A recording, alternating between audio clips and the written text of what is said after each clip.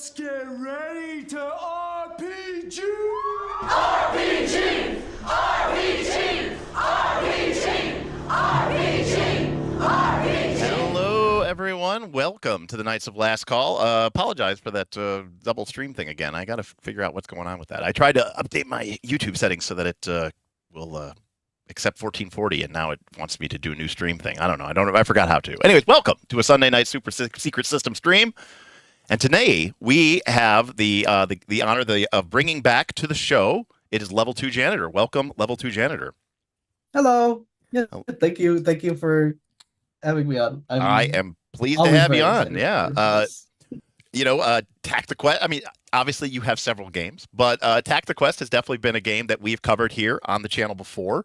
We kind of did a first look, kind of slash designer deep dive with you. But we have a pretty nice little group of fans of Tactiquest here at Knights of Lost Call, and especially shout out to King Hodop in chat, who I believe even has changed their Discord name to hype up Tactiquest. Hodop has been so nice. Just he's been running so many games of Tactiquest. It's so nice. Yes. I get so much delicious playtest data without having to keep running games myself. There you go. Well, Hodop comes from he came from the DC-20 community where he was he was a big early supporter and ran a ton of games. So he's a soldier. He's in there getting games run, getting reps, which is great.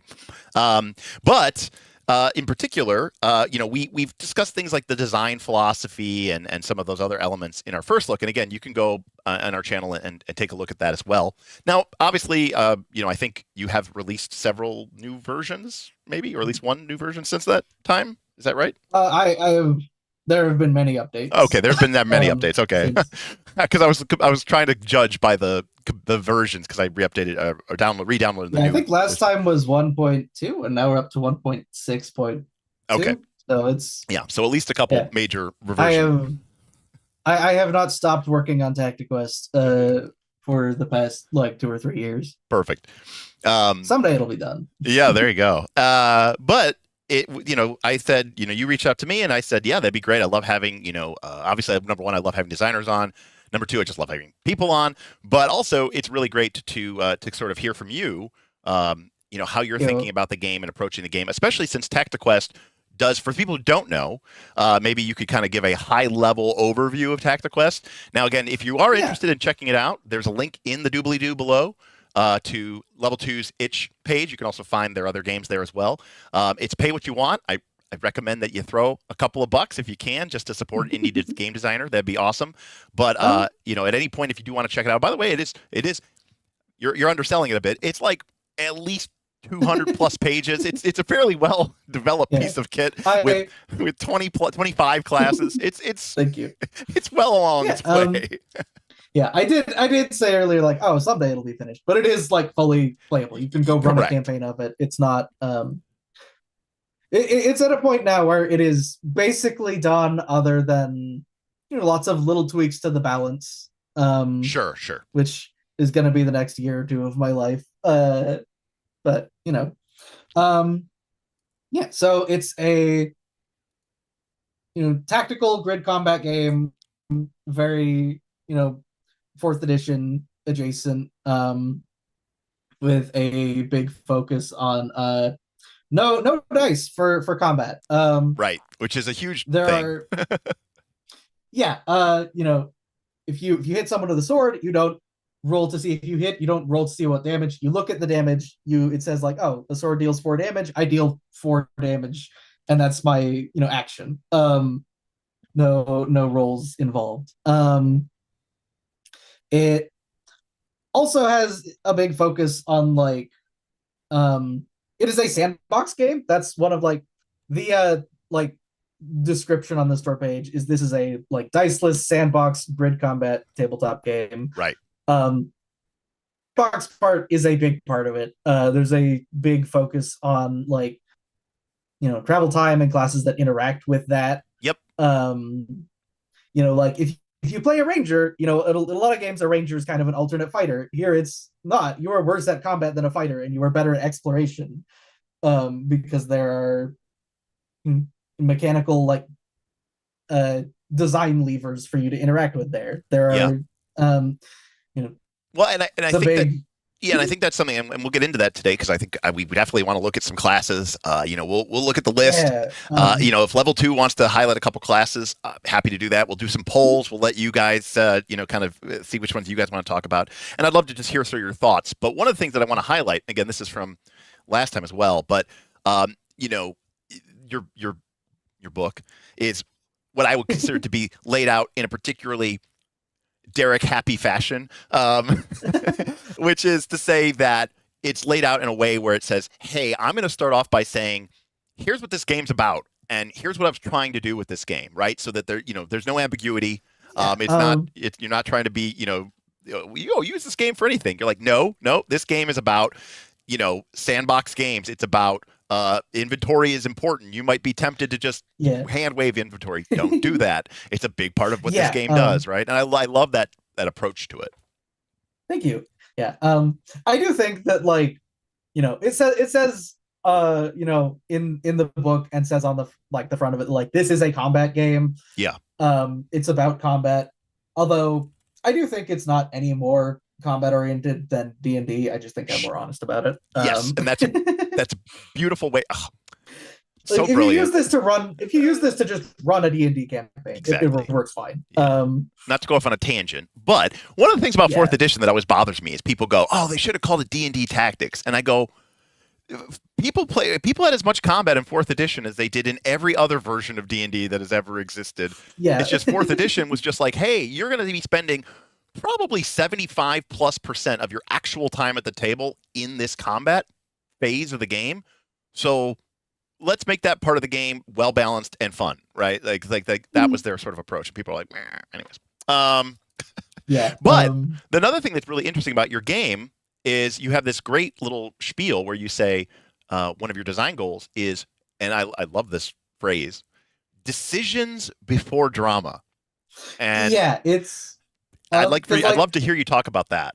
It's mostly just like a caveat saying like, hey, this is not a story game. You will probably have a fun story to tell about it after you run a campaign, because tabletop RPGs are good at storytelling, but that is not the it's not designed to be a narrative game in the same way a PBTA is, and that's just me coming out and saying that. It's more about giving you interesting strategic decisions to make, like in combat and out of it, than it is about giving you a satisfying narrative. Yep. Yeah. And I think what you're trying to, and this is something that I think is really cool. And by the way, I think it's weird, right? Because your game is kind of modern, but also kind of old school. It's kind of this, there is some philosophical differences and overlap. I've seen so many games with like, the way they advertise on their store page is like, oh, it's it's this old school game but modernized. And I have gone out of my way to not use either of those. Yeah, which I appreciate, always, but that can mean fucking anything. Yeah. But what I was going to get at is what I think your game is really leaning into is the story or the narrative is what happens at our table, right? Like it's the decisions that we made and why we made them. And as long as we're making interesting decisions, that alone, right? Like we're not buying into this 5-act structure. What we're doing is we're making a series of compelling, consequential choices. And when we stop and we finish for the night and we look back and we see where we are and we see where we started, we say, well, look at that story, but it wasn't like we were trying to make a story, right? It's like that one emerged kind of almost inherently through play, which I think is really cool. Yeah, it's that's a good way to put it. Yeah. So again, if you guys in chat do have any particular questions for level 2 about the game mechanics, we're here to answer. They're here to answer. I'm not going to answer. But one of the things that we definitely wanted to cover here was a little bit more of the meat and potatoes, I guess, of the game would be a way to say it. Yeah. So I've got the PDF pulled up. And again, this is I should also note that level 2 also does you do the art, right? You do all your I do all the art myself. Very cool. Yeah, I'm a big fan of this dragon guy. I think that guy looks cool, the skeletal dragon guy. Thank you. And I like this little guy. I've been meaning to replace this cover art for a while because it looks very cool, but it's also kind of messy. It's hard to tell what's going on. It's very messy, but yes, but like it's sketchy, but it's fine. I mean, look, your title is just, what is that? Like Arial 12? Like, I mean, so it's still very much a work in progress, but I think that's Lexan. Okay. I like Lexan. It's a good font. But here, don't let me ramble about font choices. That is not a good time to take. That is not a good thing to spend stream time on. But here you can see here, this is the quote unquote, unfinished game, all, 204 pages of it. And we've got a long laundry list of equipment, spells, management, inventory rules, a lot of classes, several different types of races and creatures, and then, a good chunk of rules about combat and how combat works. Crafting rules, which is another part of your game that I think that you say don't just ignore this. And that's not even counting. There's also a GM guide and bestiary. And I think there's a section I added since the last stream that's just titled like load bearing rules. And it's like, here's all the stuff that you probably are going, we're going to assume is something you can hand wave if you come in from another system, and don't do that. Right. So again, I love this style of being very open and honest with your audience and with your customer, and saying like, hey, look, you're expected to use these rules. And it also, this game expects you to use random encounters. And I'm not saying you went like full Luke Crane here, but there's a little bit of part here where you say, these rules are not afterthoughts. I didn't just tack them on. They're not just another optional module, rule 0, use whatever you want. You're like, look, if you don't use this stuff, my game won't work, and I don't take responsibility if it sucks because of that, right? Like, you violated the warranty. You use at your own discretion at that point. I do think, I know the Luke Crane games tend to say like, hey, if you're gonna like start homebrewing, as soon as you start playing this, don't do that. You're playing the game wrong. And I do have kind of an opposite take on that, where it's like, all of these are important, and you should not treat these as afterthoughts. You shouldn't handwave them. But also, I've never played a game that I was like completely satisfied with, and was never like, oh well, I'm not going to homebrew this at all. You should homebrew the shit out of it. That's but you are giving guidelines. I want to give the GM and players all of the like information on like, here's the stuff that if you start changing it, without thinking, it's going to have a lot of knock-on effects. King Hodop just had a tip. Thank you, King Hodop, for $10. I'm still mad that Jan put the classes before the combat rules. the layout decision. The classes are before the combat rules because the character creation is the part of the game that if you're reading the book like front to back in order, that's a bad layout choice. But I want the character creation to be front and center, because that's the part of the game that I think is that I'm kind of most proud to show up. It's a good reason for it. The class design is something I'm proud of. Is something I'm really proud of. Also, I don't have a problem with people putting the character creation rules first, as long as you sort of like at least lay out the basics of the core resolution of the game, and your skills and task resolution stuff is before that stuff. And Hodop says that's true. Yeah, it does feel a little weird that like you have the core like task resolution, and then you have character creation. Right. And it would be a little weird because at that point your character classes are going to be like in the middle third, like the last third of the book or something like that. That would be a little bit strange. So we do have 2 questions, and I mean I could try to answer it, but why would I bother when you're here? Because Bruno asked, just heard about this. How is it diceless? But Zipperfist says, I grabbed it and I found task resolution confusing, at least to read, and asked, how is the outcome of something uncertain determined? And we literally are just there in the book, so we could talk about it. I won't spend too much time on this because we did go over it like last stream, but correct. Essentially, like it comes down to like the GM. It's essentially letting the GM decide, but with very like robust guidelines for what exactly like that looks like. Because at the end of the day, almost every game boils down to like the GM decides to call, like when to call for a check. Yep. And that is this game involves about that much GM fiat, where it's, you know, if you have a relevant skill, you basically auto succeed unless the GM is like, no, that's something that is kind of impossible. You know, jumping skill does not let you jump, you To the know, moon. to the moon. Yeah. Yeah. You know, if you don't have a skill, then the GM either says no, you can't do it, or gives you a cost. Yep.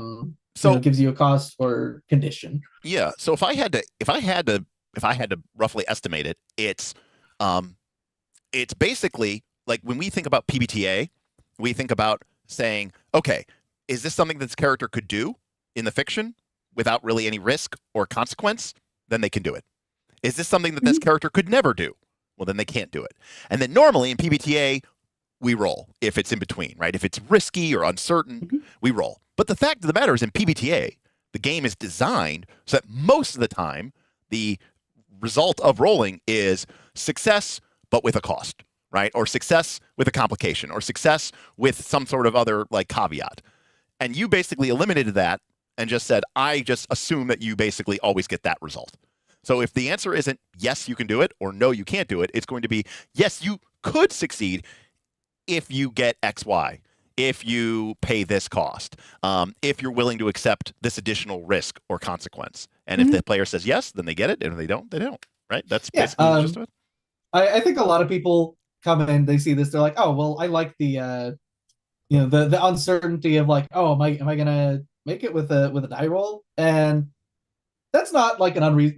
That's a fair criticism. That is something the system has like accepted as a downside, and it says up front like, hey, this game is about decisions before drama. It's right. It is not designed to, you know, create that tension of like not knowing whether you're going to succeed on this die roll. It's more about yeah, the example I always use, which is you made a great example, right? Which is decision over drama.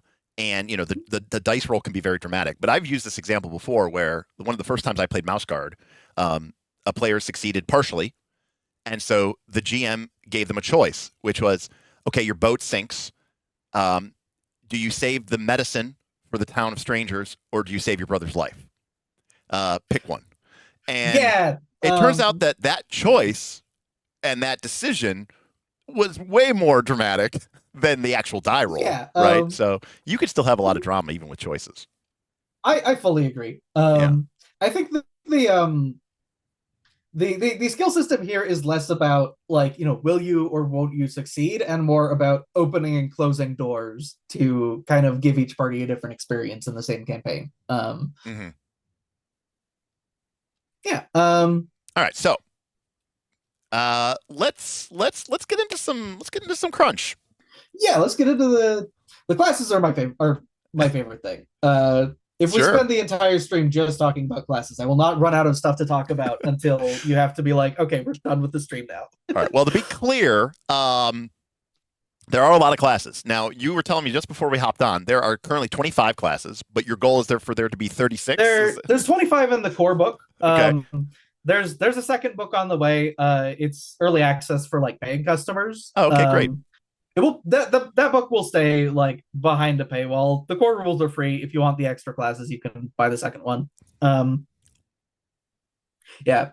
and yeah, I think you have access to it. I can send it to you if you but we're also not going to run out of classes to talk about. Correct. Yeah, we could just both, you know, wait. I mean, unless there's something specifically you want to go to, or somebody really, you know, tips and wants us to go into that, we can. Yeah. So let's start off here. We've got a long list of classes.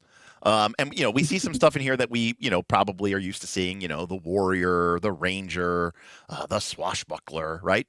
But we also see classes like merchant, soul caller, earth priest, sun priest, Valkyrie, you know. So there's a lot of you know, kind of traditional stuff, but there's also some interesting and new stuff is here. And you call this out, right? As the class being the most important thing to your decisions.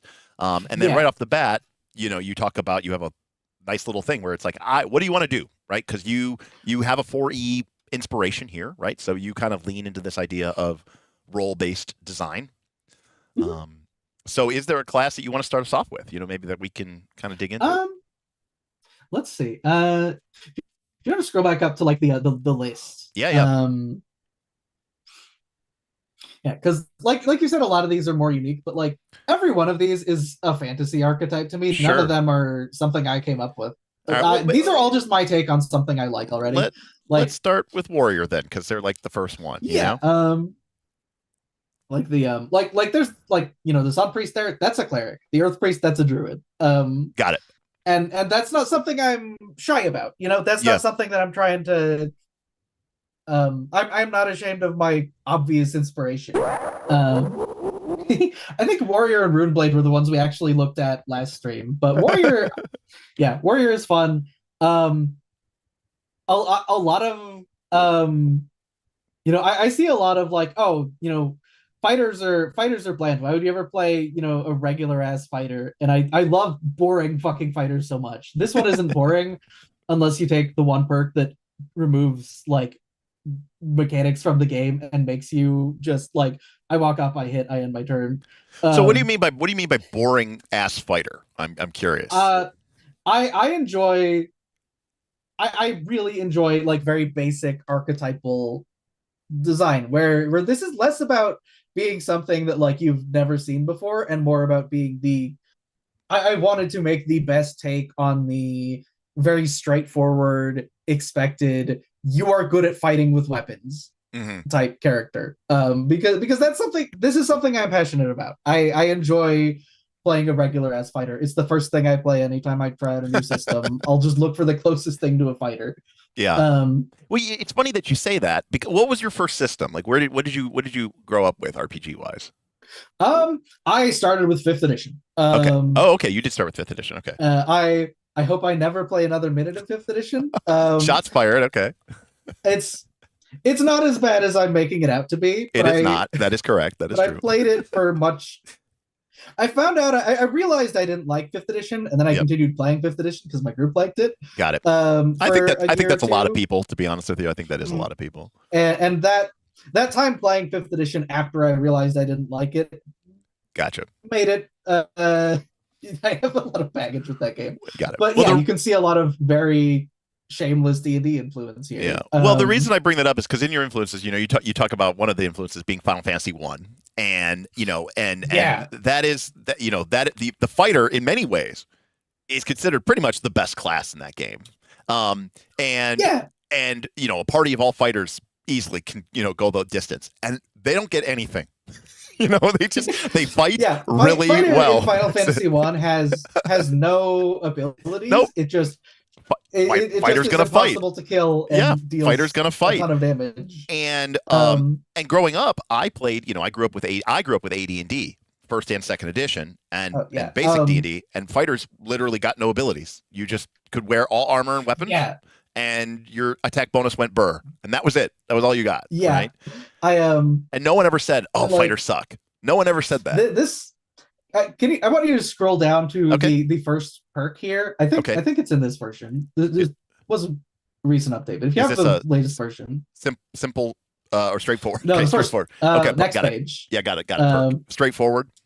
Straightforward. Read that. Okay, so straightforward is a passive perk.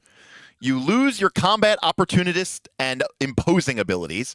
You start all turns with 0 small actions, regardless of turn order. So basically, you lose all of your neat little abilities, and you get basically 1 main action. You gain +2 to speed, +2 max strain, +2 damage with all your strikes. You add your level to all your maximum hit points, and your 6th level up bonus becomes +1 damage with strikes. In other words, you basically lose all the little nitpicky decision making and just become a just complete juggernaut, right? You become the Final Fantasy 1 fighter. Yes. You have no abilities and insanely high stats. And this is here because like no one will play this. This is just for me. One of my design goals with fighter was I wanted it to have a wide range of like complexity. Sure. You can make a fighter with with combat stances, with knockback, with maneuvers and like special attacks and area effect attacks and extra movements and all of that. Or you can make a fighter who removes mechanics from the game and walks up and hits enemies, and that's your turn. Yeah, absolutely. Because I love both ends of the spectrum. I wanted fighter to be to kind of like cover both ends of that, I want you to be able to make a very complex or a very simple fighter. Mm-hmm. Because both of those are part of the fighter fantasy to me, you know. Gotcha. Um, Yeah, you're not at a paucity of choices here, are you? There's a lot of stuff here. yeah, fighter has I think some of the most perks in the game, although Got that it. might have changed with recent updates. Yeah. But I know at one point it was the most. I think necromancer might have the most. Gotcha. I did miss, by the way, Jake. Thank you for the super chat. Says I am a rune blade lover as well. Yeah, I mean, I think there's always that contingent of people who just are obsessed with the idea of the magus of the red wizard, of the gish. Yeah, and I every class in this book is a class fantasy that I am passionate about. It's not here just to appease people, except maybe summoner. Although it's not here to appease you; it's just here to appease me. All right, well then, all right. How about this? What class do you want to look at? We'll dig through it step by step.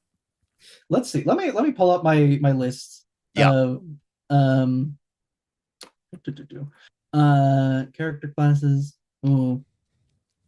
I think I want to look at merchant. Okay, merchant. I think some people have brought that up because that's one of the classes that you are not going to see in most systems. I hear Forbidden Lands has a really Forbidden good Lands does have one, yes. And in fact, my Forbidden Lands campaign had a merchant as a player. one of the players was a merchant, and they basically had an ability where they could like reach into their pack, and other people use their willpower resource to like funnel spells and like do multi shots, and their willpower let them like reach into their backpack and pull out virtual equipment.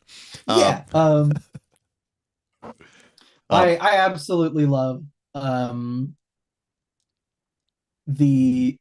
one of the big goals of this system was I wanted there to be at least a few class options to play essentially a normal person. Like, I wouldn't call it necessarily a low power system, but in something like D&D, every class is very obviously like an adventurer, a hero, a big deal. Like, I have magic powers or class abilities that are bordering on being magic in a way that makes you kind of like not in the same league as any normal person you could ever run into. Sure. And I didn't want that vibe with Tactiquest. I wanted to make it so like, oh well, my character died and we're passing through town. I'm just gonna make my character like, a normal person from this town who comes and joins the party. So we have the merchant. So we can see that their playstyle is they excel at hauling gear, making money, securing deals, and using items in battle. And we can see here that that's their main their sort of default ability. Merchant's pack is they can carry 10 extra items. I believe the normal max is 10. Is that right? Yeah, so this doubles your inventory capacity. It used to be +6, but there are more like sources of extra inventory now, and I wanted merchant to be like the obvious best one. You play a merchant, you get double your inventory. And your party has +2 max supply with a capital S. Yeah. Supply is the thing you spend to take rests. Got it. Part of this game's like Final Fantasy 1 inspiration is like Final Fantasy 1 is cabins not and tents. Yeah, Final Fantasy 1 is not like a survival game. Yeah. But it really feels like it sometimes with that. The Final Fantasy 1 is so good at attrition, or at least like the NES version is. Correct. It's you don't have like you aren't tracking food and water or like temperatures or things people associate with survival gameplay. Right. But you feel that the game grinding down your resources, and you can only save the game in an inn or with a tent. Or with a tent. And you only have so many tents. Yeah. I don't know if you watch it all, but I mean technically I'm in the middle of one, but I was doing a Final Fantasy 1 playthrough. I need to watch more of those because they keep happening when I have something else going on. And so I ended up just playing Pixel Remaster, and because it still used a spell slot system, it didn't use MP, and I was like, okay, I can tolerate that. And we start playing, and then I got like an X potion, and I was like, all right, I'm making a decision. I'm not using X potions. I'm not using ethers. I'm not using. Yeah, because they weren't in the original. They weren't in the original. I'm only going to use the basic heal potion. I'm only going to have 99 max. And you go into something like the Marsh Cave, and you feel that sort of attrition, which is really, really neat. Yeah, that's and that was something I wanted to lean into with Tactiquest is like you don't need all of these extraneous like busy work mechanics to make a survival experience. You just need to make the resource management real and make it hurt. And this is the reason the game says use the fucking travel rules. Yes. Well, you can see here. And use the inventory rules. Yeah, you've got this little side note here, right? The merchant is balanced around the assumption that treasure and resource management are being run according to the guidelines of the book. Please follow them if you have a merchant player, So it's not quite. I hope those page links are still accurate. I mean, they maybe. Yes. Looks like it. Regain supply. Okay. Yeah. Right. Anyway, yeah, merchant. It's a really interesting design challenge making a character that making a class that like you have no magic and you aren't good at combat. Merchant is much worse at combat than a fighter. Now, how do you balance that? Now, I understand that there's other elements because this is I think this is a great topic for any game designer. Which is, and I've talked about this before at length, like the original AD&D, the original D&D. The fighter turns out was really good at combat. But the other and the cleric did okay. But you know what? The thief and the mage really weren't good at combat. They weren't designed to be good at combat. That's why you had fighters, and that's why you had them in. People have this idea now of the rogue. I'm like, well, no, the original thief was no armor basically and D4 hit points. Same as a wizard. They were not designed for fighting. But the game was, so much more else, going on around it. Now, you say that your game leans more into combat. So how do you balance having a class that isn't, quote unquote, up to snuff from a combat perspective? Yeah, I'll go into that after. We just got we got a super chat from Neophyte. Says Tactiquest co-designer here, popping in to say hi and support the stream. Thank you. That is Dee. That is my co-designer. Awesome. She's very, very helpful. Fantastic. I like the icon of a little kitty cat. Thank you. Thank you, Neophyte. Yes. Appreciate the support. And again, as a reminder, if any part of this seems really cool to you, I do have a link to Tactiquest down in the doobly-doo below. So check it out. Yeah. I'm very glad that I have something now that is exclusive to people who actually pay money for it because as someone who has a Discord that you can only access when you pay money to our Patreon, I get it. I understand. Yeah, it feels like people aren't giving me money for just to be nice now. Correct. You're getting something. So anyways, back to how do you I get that there's other elements of your game, right? That there's there's balancing treasure and travel and rest mechanics and treasure mechanics and inventory management. But at the end of the day, you still have combat. All of that is very strictly balanced to make it so that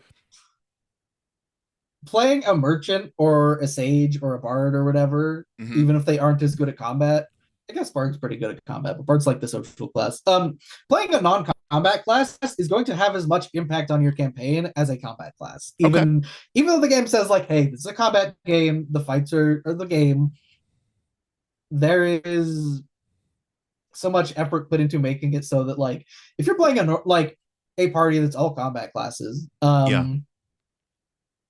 you're going to feel like we're broke all the time. We're constantly like running out of supply, running out of consumables.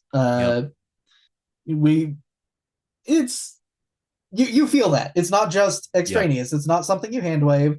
And I've seen like a lot of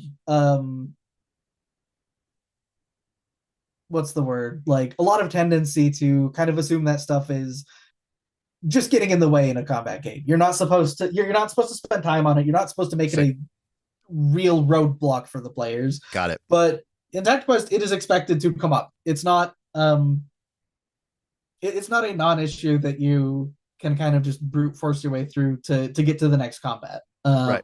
Yeah, it's when you were saying that, it reminded me of a conversation that we were having the other day, and we were talking about third edition D&D, Yep. which I know that you say like in your notes, you're like, you say, I don't know, I don't think you call it the perfect game, but like It's absolutely not the perfect game, but I've never played third edition. Okay. I think I tried once and I didn't get through character creation. Fair enough.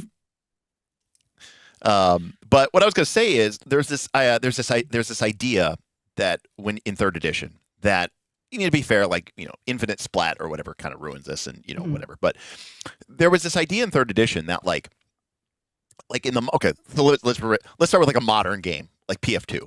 A modern game says, okay, you're fighting undead, you're fighting a bunch of ghouls, or you're fighting a bunch of bears. Okay, those combats are equivalent, and regardless of what the party looks like, the challenge is supposed to be, you know, X, right? It's supposed to be this difficult. But third edition basically said, if you're fighting a bunch of dire bears, you're going to be like, these things are fucking tough, but if you have a druid or a ranger, it's kind of a joke. And if you're fighting undead, you're like, oh my god, these things are really tough. But if you have a paladin or a cleric, you're going to be like, oh, that wasn't so bad. And like third edition is designed in kind of a fun way, in theory, where you're always like, man, I wish we had a druid. You know, like there's only 5 people in the party. Yeah, we can only pick 5 classes. But man, I wish we had a druid. I want this to be a game where you're constantly saying that about every other class in the damn game. Right, which is awesome. That's an awesome design aesthetic, you know, where you basically were talking about like, you're like, oh man, I wish we had a merchant. You know, like that would that's such a cool. I think that's such a cool way to approach game design. You know. Gunther says the extra supply from merchant is so nice, and whenever the third travel watch goes to waste, the lack of a ranger is felt. Yeah, it's a big deal. And I also kind of went out of my way to tune everything so that like even the non-combat classes, like they give you bonuses to all this non-combat stuff. I wanted that to kind of loop back around to being something you can turn into a combat bonus, in the sense that like merchant is not good at combat, but one of those abilities increases the amount of supply you get every time you restock supply at a town, and that's the thing you spend to take rests, and that is going to have a big impact on the overall effectiveness of your party in combat, even though it's technically a non-combat feature. Right, so it's more of a macro scale, you know. Yeah. But, it still feels like you're playing a merchant who sucks at combat, but it has amazing utility because, it's not a direct combat bonus. Well, it is increasing your ability to... again, I don't want to go off on too many tangents, but it also speaks to this. I think I come from a design philosophy, there's like, I feel like modern RPGs, and I don't want to like shit on any like particular game here, but I feel like modern RPGs, like every class is like, the game assumes that everyone has main character syndrome, right? And that like no one can just like, I remember growing up, I'll use third edition. I started playing third edition when I was 18 because it came out in 2000 or 17 or whatever I was. And so, I was really during my formative, years. And I remember many, not just me as a character, but like my friend, I had several friends, and they would be like, what did they cast? They're a wizard. And they would only ever cast like buff spells.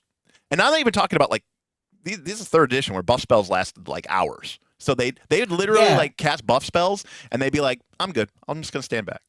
Like they were fine not being the main character. I want you to know you are personally responsible for a lot of the like day-long buff spells existing in this game. That's awesome. Because you sold me on them. Yeah. And it just like there's a certain style. I grew up playing EverQuest, and I was an enchanter. And enchanter is literally the worst class in combat. Not just like melee combat. Like even their wizardy damage spells are terrible compared to every other class in the game.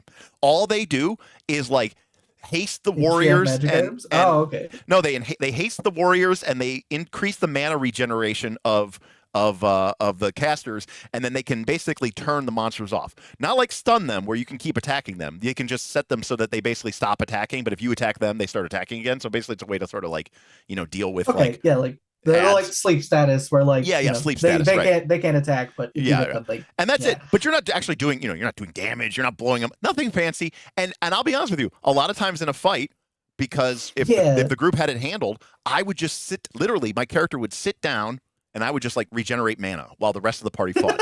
And I was totally fine with that because I was like, you know what? I know what value I brought to this deal, you know? Yeah. And I imagine like someone like the merchant, you know, you have that same kind. Again, you're not the main character. You know, you're the plucky sidekick in some ways, you know. But that's cool. I like that style of design, and I think it speaks to a certain type of player. I don't think every player wants to be the main character. So yeah, that's a big deal to me. Were you saying something? No, I was just saying. So just kind of going through the design here. So obviously you can carry a lot more items. And again, speaking, you know, this is obviously a game is conceit, right? Because you're like, oh, does that mean the merchant's really strong? You're like, no, the merchant just has a big pack, man. You know, like it's like I don't know what to tell you. You know, like it's like you're weaker in combat, right. in a very noticeable way. Yes. So once per travel rest, that's like when you're out on the road, right? When you buy something that costs silver, it costs 2 less to a minimum of 1. So you can reduce the cost of something to allow you to buy more stuff. Anytime you regain supply in settlement, and again, supply is sort of like that ability to rest on the road, increase the supply you gain by 1. And you may start the game with a peasant bodyguard in your employ, though you must pay them normally. So I want to talk, the reason I brought this up is I want to talk about this third point. There's a hireling system. Okay. That was one of the things I really liked when I was running like a big OSR sandbox was there, you know, OSR has a big emphasis on hirelings. Sure does. And that's one of the levers you get to be like, okay, we need to tackle this place that's way above our level. You know, if we go here and just like employ our normal strategy of we walk up and we hit things and we cast our spells, you know, we're gonna get our asses kicked. You know, we have a bunch of silver in the bank. Let's, you know, dump it all out, hire, you know, a big ass knight to come with us and swing things in our favor. Yep. And that is that's one of the reasons this game has such an emphasis on sandboxing.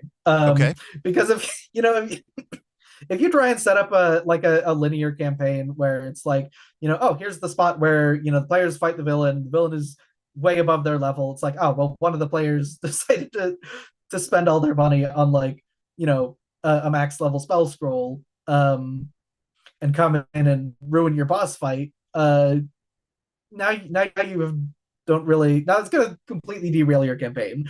And that's part of why the game suggests like, no, use this for a sandbox and just kind of let, you know, the thing people say is like, you let the dice follow their mate. There's no dice. You let the players, you know, take the campaign in whatever direction their decisions take it. Yeah, for sure. So we had a couple people in chat. So, you know, so Monocle said, isn't the problem, and you know, this is kind of specific to the merchant design, isn't the problem with this in the combat game is that every class should be engaging to play in combat. If you are just a buff bot, I mean, kind of speaking more to my statement, you might be effective to the party, but you're not as engaged in fun. Well, Monocle, my only topic to that, what I would say to that is, what is fun for you might not be fun for everybody else. I was about to say that, like, most people are not going to take that one fighter perk that makes you incredibly simple, because it's not for most people. It's for specifically, you know, a niche audience of players who like that kind of thing. And this game covers a pretty wide variety. There's a wide spectrum of how engaged in combat you want to be. And if you want to be very engaged in combat, there are absolutely a ton of classes for that. You know, if you want to play a merchant and you do want to be extremely engaged, there are a lot of ways to do that. But you don't have to. And that's very intentional.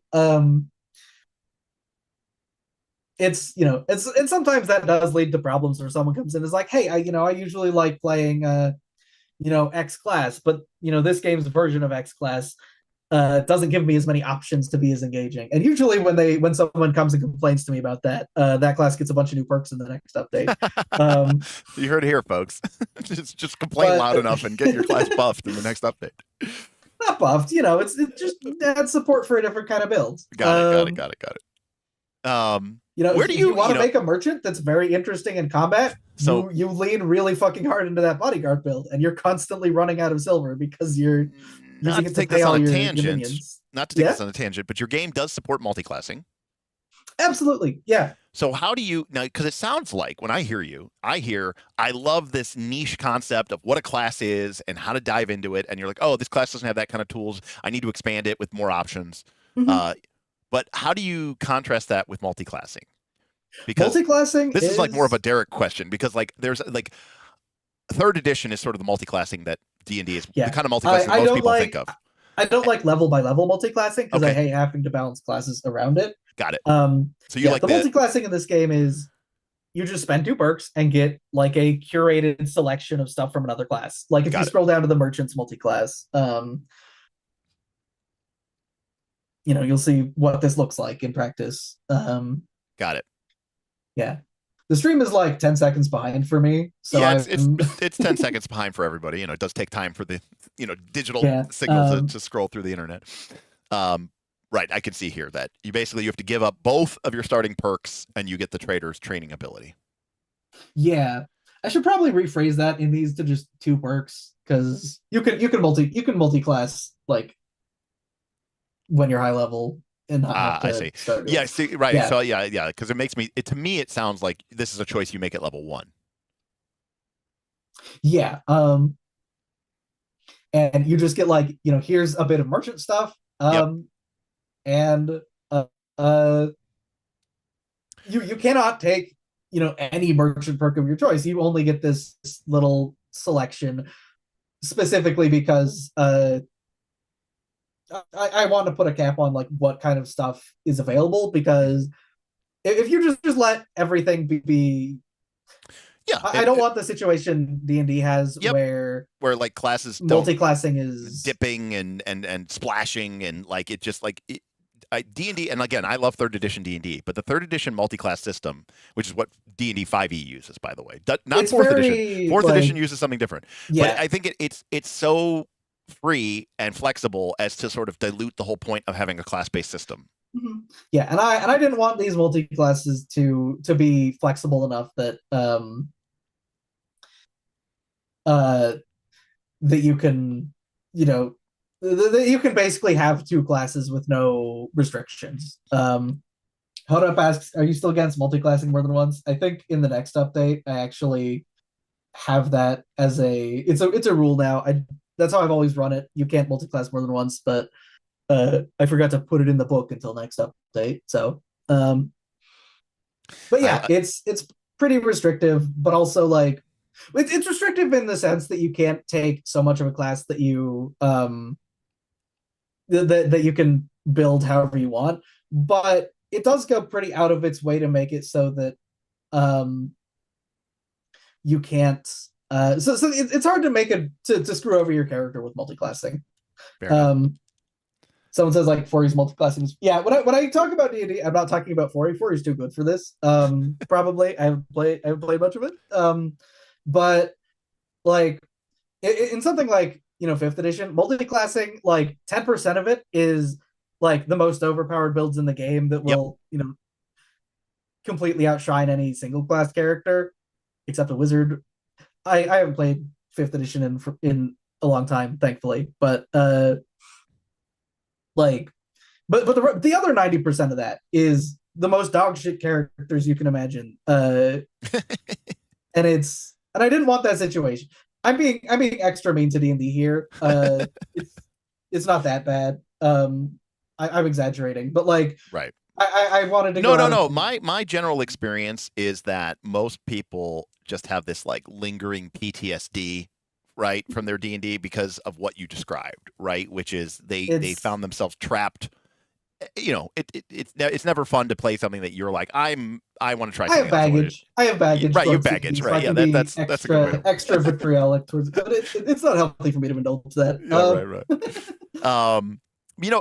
Speaking of like the non-main character energy, right? Like you mentioned multiclassing, or sorry, not multiclassing. You mentioned hirelings, and you could see here that several of the perks that a merchant could pick up is things like, granting your health benefits for your bodyguards or motivated minions. Bodyguards and your employees start every battle with 3 temporary hit points. Like this is literally about externalizing your character and being like, yeah, I've got great employees, right? Like you can turn if you if you're playing merchant, you're like, oh well, this is kind of too like passive for my liking. You can turn minion into a summon class. And it'll play very differently from the actual summon classes because those get their summons back, on a rest cycle. Yeah. And yours are balanced where you just get enemies from the bestiary, which are way more powerful than any kind of like class summon. Very cool. But you have to pay them like this external resource that doesn't come back nearly as often as like per rest abilities.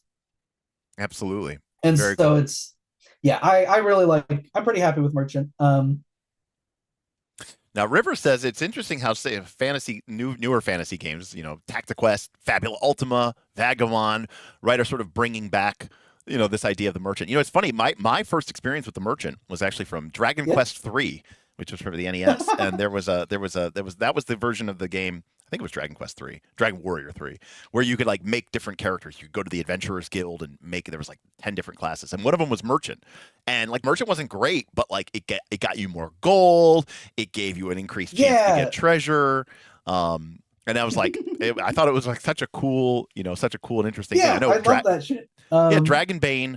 Dragonbane has a merchant ability. Merchant profession. It's fun. It's cool. Yeah, Derek says, "Give me more IP in Fabula Ultima." Yeah, exactly. Very cool. Very cool. But yeah, when I see, it's funny that you say that because when I look at these perks, I see things like, if I want to be more of a healer, I could pick up medical supplies. If I want more treasure, I can take, deep pockets or treasure hunter. Oh, I can have more, of a little bit more muscle by, leaning into sort of the, the hirelings and the bodyguard element. I could be kind of a potion crafter with like potion production and scroll supplier. So like, yeah, maybe you're not the best quote unquote character in combat, but you can just do so much. I just think that so many people are just so like combat red pilled into thinking that's the only thing that these games are about, and it kind of colors their thinking and perspective. I'm interested to because I'm going to be starting a One Ring campaign for the patrons soon, and the One Ring is very deliberate about this and says combat is just one of the challenge type scenes that you will encounter, and your character may not be very most of the hobbits were not very good at combat. That was their deal. So it'll be interesting to see how people do that. Let's see, LP Curia. Yeah, LP Curia. Have the more dice equals more fun kinds of players reacted to the system.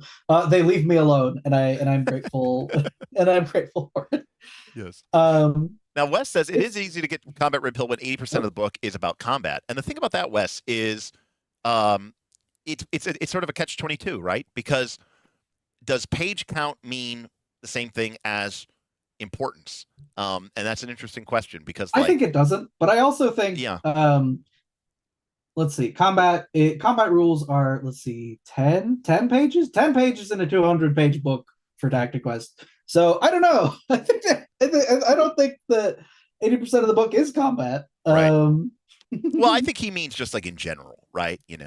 Yeah, a lot of class. And by the way, combat, if you're using D&D or Pathfinder 2 as the metric for that, I would argue that would indicate that the game is about copious lists of magical spells, because I think that's like the vast majority of the page count, of those games. So yeah, and this game does have like a good amount of non-combat spells. It's you can play a utility caster, and I enjoy how different they feel from.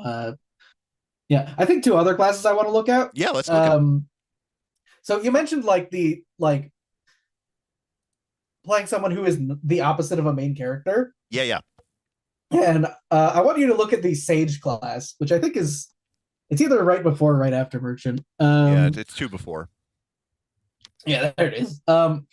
Sage is a class that for a while I thought wasn't going to make it into the book because it's so hard making a class that is actively this bad at combat still feel functional and worth it. Sure. But oh my god. All right, so let's take I'm a look. very happy with how Sage turned out because every game I'm in that we have a Sage, they're not good at combat. They throw out their tactical advice each round and then they run and hide behind a rock. Yep. So let's take a look at it. So the playstyle is they have the exceptional amount of skills. and non-combat utilities, and they're strongest when they're given their time to plan ahead. And already I want to go off on a tangent, but let me just do this real quick. So we can see that their HP is D grade, right? And we saw, like, I think the warrior had 16 or 18 hit points or something at first level. Maybe it was more. Their health isn't that bad. Like they have bad health, but they have decent max strain, which is they can be healed, and that's your 40 healing surges. Yes. Yeah, their equip slots are terrible. I think 2 is the minimum amount any class has. Right. So they can't really equip a whole lot, but you can see they get a ton of skill points. And most classes have 4 skill points. Right. I definitely the class that when we looked at the warrior, I think it was definitely 4. Yeah. And so this is just triple the amount of skills of other classes. It's a big number. Yeah. And remember too, not to highlight a point, but D&D, and by extension, Pathfinder 2, has this weird problem where you're like, it's kind of a give and a take, right? Because remember, this game doesn't have dice, and there's this weird problem in D&D sometimes, and I don't mean 5th edition, I mean every edition of D&D, where you go, oh, well, I'm trained in athletics, and you're like, oh, okay, and I'm not, and you're like, okay, so you're going to roll a d20 plus 2, and I'm going to roll a d20 plus 0. That's the difference, right, between our two characters. Whereas in this game, because it relies on the GM making a decision about whether or not this is auto success or not, having skills and having the ranks in them is going to be much more likely that the GM is just going to say, oh yeah, you know that, or you can do that, versus no, that's outside of your capability. Now, obviously, that does put a lot of extra emphasis on the GM, right, in terms of making that decision. But I think it's important to note that this goes a lot beyond just simple, like, plus 5% or plus 10%, like you might see in a different game. But speaking of, the GM element, Secret Seeker is the core passive, which is when a piece of lore is outside the scope of your knowledge skill, you can have the GM tell you where you can find it, usually another scholar or a library. Lost ancient knowledge may be still out of your reach, however. So this reads very like Dungeon World rituals, right? Where it's like, you don't know the answer, but you know where to find the answer, which is fantastic for, adventure hooks and pushing the party along, right? Yeah. But obviously not like the most, active, big main character energy that you could ever see. And we get all of these, right? We get a diverse skill set, cunning plan. Yeah. So we get an extra perk. We have a cunning plan, which lets us make an environmental interaction as a free action. So this is like the classic, like your character's in the background cutting the rope, right? Like, like you're dropping the chandelier on the enemies that we're reinforcing. You're not like fighting them off with your sword and shield, right? You're doing the hijinks right behind the scenes. Yeah. Activate machinery, lock the door. Every time you take a safe rest, you can learn the stat block. Again, the sort of gamist front energy. But again, remember, when I always talk about player agency, your game is about making decisions and choices. And I say the key components to being able to make a decision and choices, you have to be able to make it, and you have to be knowledgeable, right? If you're making a choice, but you don't know what the difference is between A and B, it's not really a choice. It's sort of a very vacant choice, a false choice. So here, learn the stat block. Even if they wouldn't know enough for normal PCs to research such information, the Sage just knows it. I can't tell you how this is a class where this probably has the most lopsided spotlight compared to other classes in the game, where you have so little direct combat effectiveness, but you get so many moments where you get to you're taking a rest in town. You're like, hey GM, can I have the stat block of the campaign villain? And they're like, what? It's so satisfying. I agree. I know. It's so funny when you say that, because someone like me as a GM, from like a GM mindset, I go, oh, that's excellent. Like we're playing Fabula Ultima and we're playing on Foundry VTT, and it's integrated. Like Foundry, Fabula Ultima has the scan action, right, which you do in combat to learn what an enemy's stats are. And in Fabula Ultima, in Foundry, it is automated, so that the people target an enemy, they make their scan check, and if they get a 13 or higher, it literally just now allows the party. In fact, it adds it to like a bestiary that keeps track of every enemy that they've ever fought. That's fun. And it goes 100%. And when they click on the enemy, it literally shows them the stat block of the enemy. It shows them what their attacks are. It shows them what their resistances are. And I love it. And like there is no part of me that feels like they're cheating or that they're like I'm absolutely it's so fun. in love with it. And it's so funny how that is such a visceral reaction from other GMs who just want to keep everything behind the curtain. You know, it's all just smoke and mirrors. It's all I do think this ability is like it's problematic in a way that, like, if you're improvising a campaign, this is a pain in the ass. Okay, fair enough. Well, that's where you go. You level with them, and you say, "I don't have a stat block yet, but when I do, you'll be the first to get it." Yeah. What we had a stage in like a campaign I ran where the part where like they got the campaign villain stat block at the start, and they were like, "How are we gonna do this? What do you mean?" Because they were like 3rd level, and then they get to the villain at max level, since we were like running double XP for that campaign, and they stomp him. Months after finding the stat block, going, "How do you deal with this?" Yeah. And the answer, I love Sage so much. Yeah, me too. That's really cool. Also, just straight up, the weaknesses and resistances of every creature you can see. It's one thing, by the way. So this is kind of a side note. So one of the problems that people may have with non-combat focused classes in the past isn't so much the class isn't non-combat focus. It's that, okay, fine, cool. My class isn't non-combat. Let's say you're playing a different game. Cool. My class isn't combat focused. And they're like, yeah, cool. You get all these other abilities. And then all the other abilities suck. Yeah. It's less. So at least it's like, hey, you're right. I can't fight that well. It's less about the dynamic of playing a non-combat character and more that you have to make those abilities good. Yeah. And, I think it would be hard to argue. I'm not trying to shit on any game, but in a lot of other games, they'd be like, okay, your class has terrible hit points. You can't wear any armor and you can't use any weapons. But in exchange for all of that, you get a +2 to identify an enemy that is you've already met and killed. It's like something. Yeah, it's like, oh, okay. Like, yeah, it's very underwhelming. Yeah, it's So if I'm going to give up my combat ability, okay, cool. Let's get it done. And this is why this game is still in playtesting, so we can make sure that that's not the experience you're getting playing Sage. Yes. So anyways, we have one last one. So this is your combat ability, right? Which is tactical advice. Now, big action is another way of saying basically standard action, right? One out now tangent.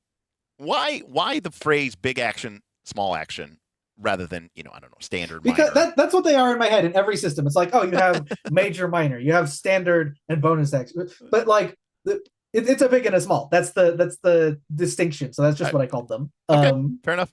I think what is it? Shadow of the Demon Lord or Shadow of the Weird Wizard calls them slow and fast or something like that, or slow and quick. That makes sense. Yeah, because that ties into its initiative. Yeah, the initiative part, right? Exactly, because it's more tied into. Yeah, I think this game actually has a pretty similar initiative system where it's like, you can go first and get no small actions on your first turn, or you can go after enemies and get 2 small actions on your first turn. Very cool. Very cool. So one ally that can hear you gains one of the following benefits: +3 damage on their next attack. And again, that's just +3 damage. It's not. And by the way, that's if I recall correctly, like a sword might do like 4 or 5. Does that sound right? A sword does 4, but if you're playing a martial, you probably have enough bonuses that's like 6 or 7. Okay. All I'm saying is +3 is not nothing. Yeah, it's not inconsequential. Right. Or +2 if you have a multi-target attack.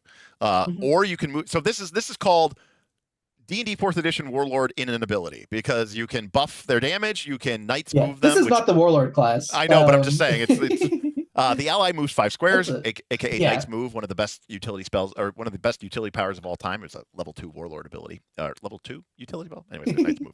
Or an ally is immune to charm and daze for a round, and these benefits can't be applied before the battle starts. In other words, no cheating the system. But this is what you basically get to do, right? You're gonna run around, offer tactical advice, and then try to do some sort of cunning plan to make to knock over the flaming brazier, to activate the trap, so the enemies fall into it or whatever. Yeah. The actual like Warlord equivalent class for this game, it gets something similar to that. That's like a small action. So they can attack and do that. Sage has to spend their whole action to do that. So they're not. Gotcha. There you go. But the Sage the Sage's version is slightly better in that the Sage's version has basically infinite range, and the Right. Warlord equivalence version does not, because one is a combat class that you're expected to play, up close with your allies, and Sage is not. Sage is supposed to be hiding behind a rock, shouting out, "Get him!" Yeah. All right. You can keep talking about this real quick. I just have to run real quick and do something with my dog. All right. Oh God, I'm bad at this.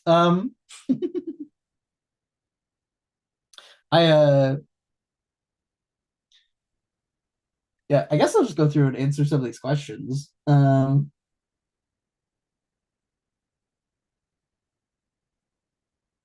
was the hardest part of designing Sage?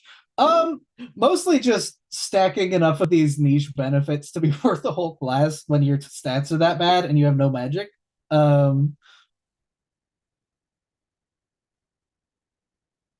Is looking interesting, just not sure how my group would feel about no dice. Yeah, that's that is the typical reaction to this game. And at the end of the day, it's just like, either you try it out or the lack of dice is too much. What's my favorite class? That's a tough choice. Oh, we asking what's your favorite class? I think Vanguard. Not Vanguard is a very simple class. It's the tank class. All right. So, do you have any personal favorite Sage perks you want to talk about? Any personal favorite Sage perks? Everyone really likes one that's near the bottom, privileged information. Okay. Here we go. Privileged information. Again, it'll take a few seconds to show it up on yours. Once per level, through deduction and painstaking research, you unearth lore outside the reach of normal characters. Have the GM tell you the answer to any big question about the campaign that would otherwise require a difficult quest to uncover. The secret plans of the campaign villain, the long-lost spells or techniques of an ancient civilization, the location of a legendary artifact no one has ever been able to find. This perk can't be retrained once you've used it, but already obtained levels still grant their uses. Oh, that's nice. At 10th level, you can use this perk again for every 250 XP. So, in a nutshell, this is a great example, right, of what I would call a gamist mechanic, right, where we have a mechanical ability to do something that will motivate what is happening in the fiction, right? Like but because we're more interested in the choices rather than the simulation of some sort of weird reality, right? We're a sage. We take the ability, we can make up how we researched it. It could be, the montage scene of us spending a month in the library. Or it could be, that we, perform some sort of ritual or whatever like that. That part's not important. What's important is the information and what we do with it. But this is also the type of thing that can make a lot of people because this can break your campaign in half. Correct. I mean, there are people who are like, I don't says to run a sandbox. Right. There are people who are like, I don't like allowing my players divination spells. I think they're too powerful, Yeah. But again, it comes back to that whole desire for GMs to keep keep all your cards close to the chest, and to keep everything behind the curtain. And there's I kind of think you should. I kind of think that should be the GM instinct. You should just not be. You should just be willing to give when a player has a class ability like this. Yeah, that's a good way to put it. Yeah, I think so. I agree. Would you like to see the divination spell type class? Sure, yeah, because there is a class. Yeah, that's kind of like the magical counterpart to the Sage. Is Oracle. Is that the Oracle? I think it's the last class in the book. Yep. Yeah, Oracle. Seers blessed and cursed with visions of the past, present, and future.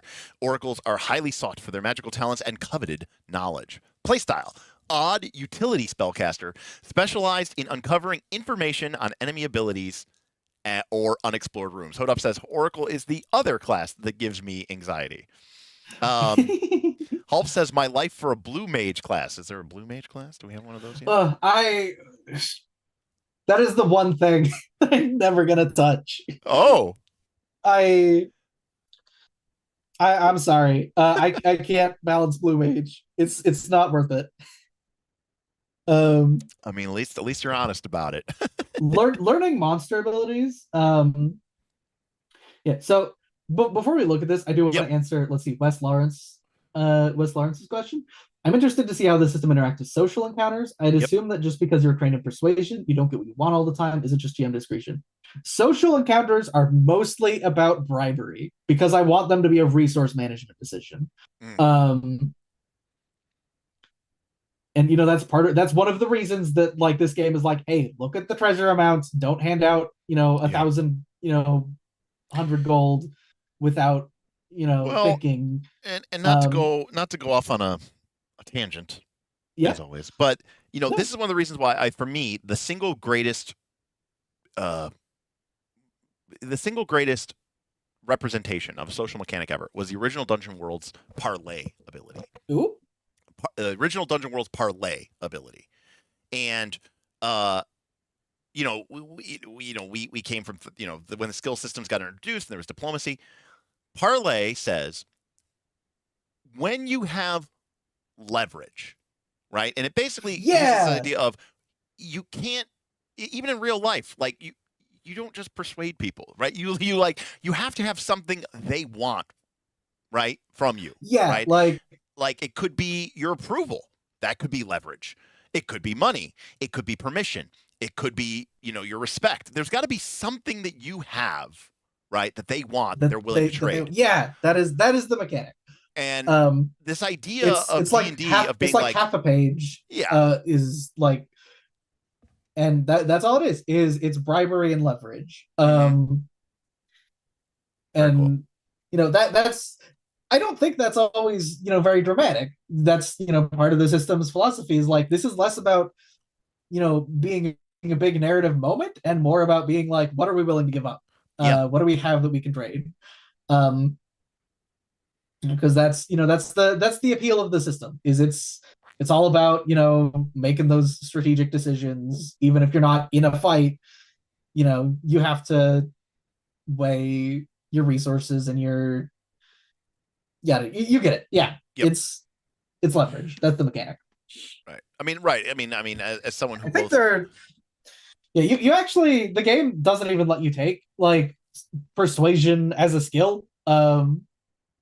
It's if you want to have if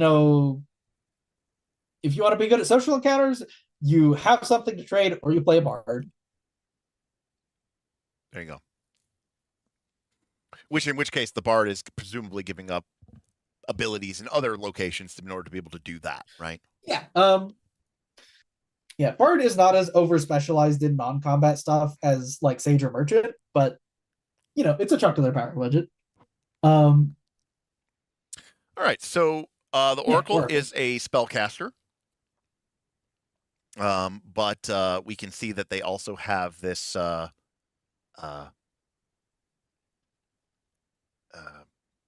variety of abilities that let you, learn information, including perceive power. And they can only do this once per scene, but you choose a creature within 6 squares. The GM must show you its stats and abilities, like a stat block from a bestiary, which you can then immediately share with other players. I mean, that's about as gamest of language as it gets. I love it. Yeah, it's so Sage gets this like once per safe rest, but they have a much wider this can be anyone you've heard of basically. Whereas Oracle has a much you have to be near them, but you get it once per scene. You can do this whenever. Most of the Oracle's core abilities are actually combat because they do not get a single combat spell. All of their spells are utility bullshit. Got it. Where do you come when you run games or like when you're imagining people using Tactiquest? How do you feel about like immersion and suspension of disbelief and verisimilitude and all those other catchphrases? I think it's what's the word? Immersion is something I value, I care about. It's just something that I'm often willing to give up, and it's something I'm often willing to trade off for a better gameplay. But I don't know. I hear a lot of people go like, "Oh, immersion is fake. Immersion is not a thing that you should actually be I don't know if a lot of people actually say care that, about. but I mean, I say that sometimes. But what I mean is because there are people who would say things like that the Oracle abilities or the Sage abilities in particular, right, are very anti-immersionist, right? I don't know what the fuck they're talking about. Okay. Because to me, immersion is less about like having everything be ultra realistic and more about keeping everything confined to this has a basis in believability. This is a stretch of something that works in real life, if that makes sense. Like hit points aren't realistic, but they're an abstraction of something that is real, which is that if you get stabbed enough times, you die. And the fact that that abstraction doesn't make something less immersive to me, as long as it still maintains that thing that it is a stretch of, if that makes sense. Sure. What about this idea of player knowledge, right? Like the PC doesn't possibly know, right, about the villain, but the player does, and so the player chooses to use the Sage ability to learn about the villain. See, that doesn't bug me because I don't think there are very many situations where like the player knows about the villain, but the PC doesn't. Right. Well, what I mean to say is you are bypassing how they got that information. Gotcha. Right. Like if somebody asked you, how did you get that information? Right. The Sage could say, I took the ability. Right. Or I used my ability. That's the answer. You do kind of have to like bullshit in a universe explanation. Right. But you do, but you don't. You know what I mean? Like, yeah, it's like, you can say you found it out, you researched it, right? I researched you don't have to go into detail, right? But I think there's a lot of people who would have a knee-jerk reaction to like that ability in particular, and say, "Oh, that ruins the immersion." For me. I can see a lot of people calling it metagaming, but sure. You see the stats, or giving them PC has equivalent. When the ability says show them the stat block.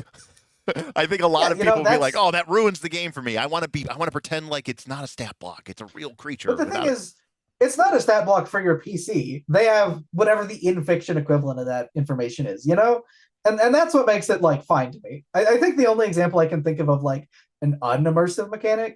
Yeah. So this is not to shit on this game that I'm about to complain about, because I think this is a very well-designed mechanic. I just hate it, and that is 13th Age's like resting mechanic, where it's not tied to anything you do in the fiction.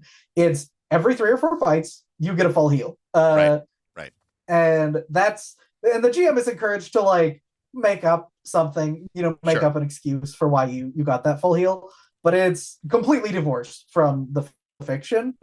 And that's worth it for 13th Age. They decided, hey, this, this is less immersive, but it's worth the trade-off for smoothing out all of that fucking adventuring day bullshit into something that works all the time. Right. Well, because it solves the problem of, well, we have a fight and we rest.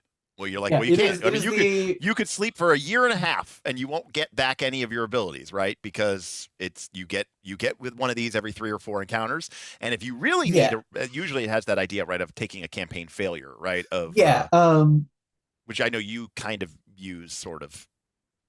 Yeah, I think there's something like that in like the retreat rules, but yeah, it's that mechanic that 13th Age has. It is the best designed mechanic that I can't fucking stand. Okay, fair enough. Yeah. Now, see, it's interesting that you say that because, every time I've run 13th Age, I've run it as a 11 or 10 session campaign, right? And we level up every session. Mm-hmm. And I run every episode, or every session is basically like a single episode of a TV show. And I go, I don't care if this episode takes 2 hours or if this episode takes 2 months. You don't get a long rest. You don't get a full recovery until the end of the session.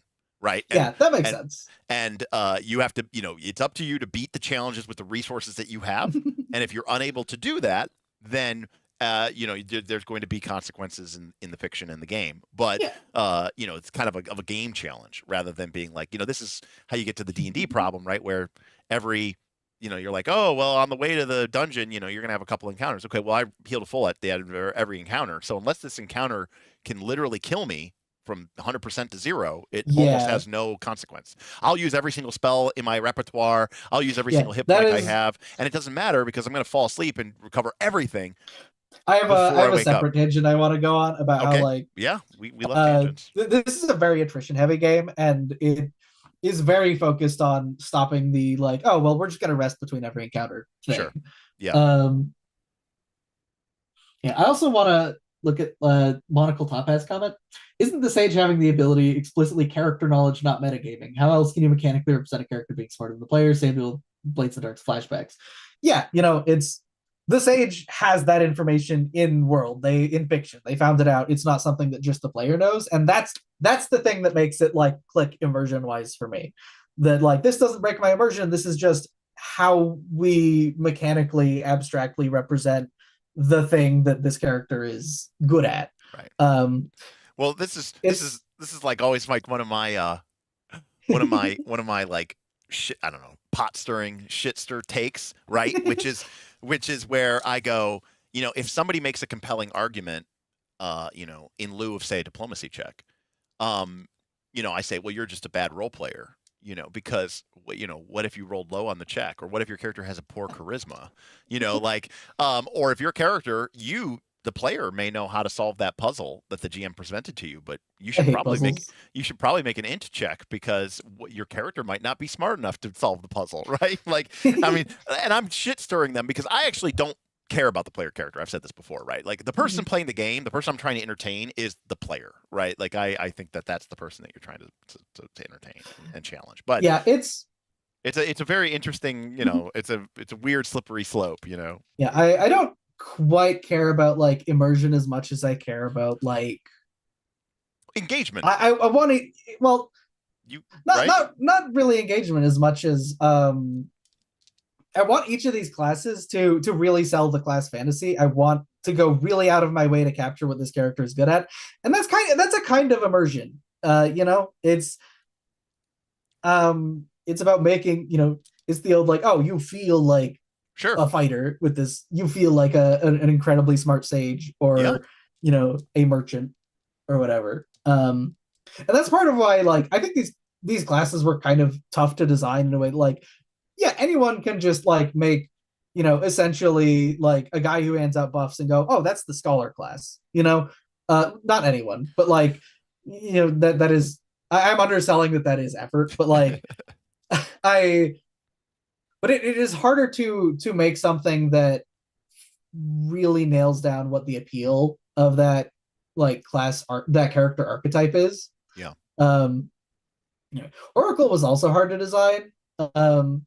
The main thing that makes Oracle like feel like an Oracle is its spells. Every other class gets combat spells. This is the only one that does not get a single right. We can see here they get detect traps, pry thoughts. We've got arcane eye, telepathy, locate object, locate creature. Right. Some telepathic bond, speak with dead. Greater arcane eye, like we got all of this scrying, right? So it's all just divination, knowledge gaining type stuff. Yeah, and one of the big things I want here, like you can multi-class, out of Oracle and be like, oh, I can pick up some combat spells, and now, you can contribute in combat a lot better. But if you decide not to do that, if you just play a single class Oracle, the fact that that these aren't competing with combat spells means you can kind of spam the shit out of them. You can use these all the time. Right, you don't have to. And that is the Oracle like fantasy to me, is constantly going, oh, I know that. I can learn that. Just give me a sec to cast this spell. Right. Well, again, this was sort of a thing that fourth edition tried to solve, right? They said, we don't want you as the wizard to have to pick between the cool divination spell and fireball, right? And so that's why they came up with the idea of attack powers versus utility powers, right? So those would be on different resource tracks.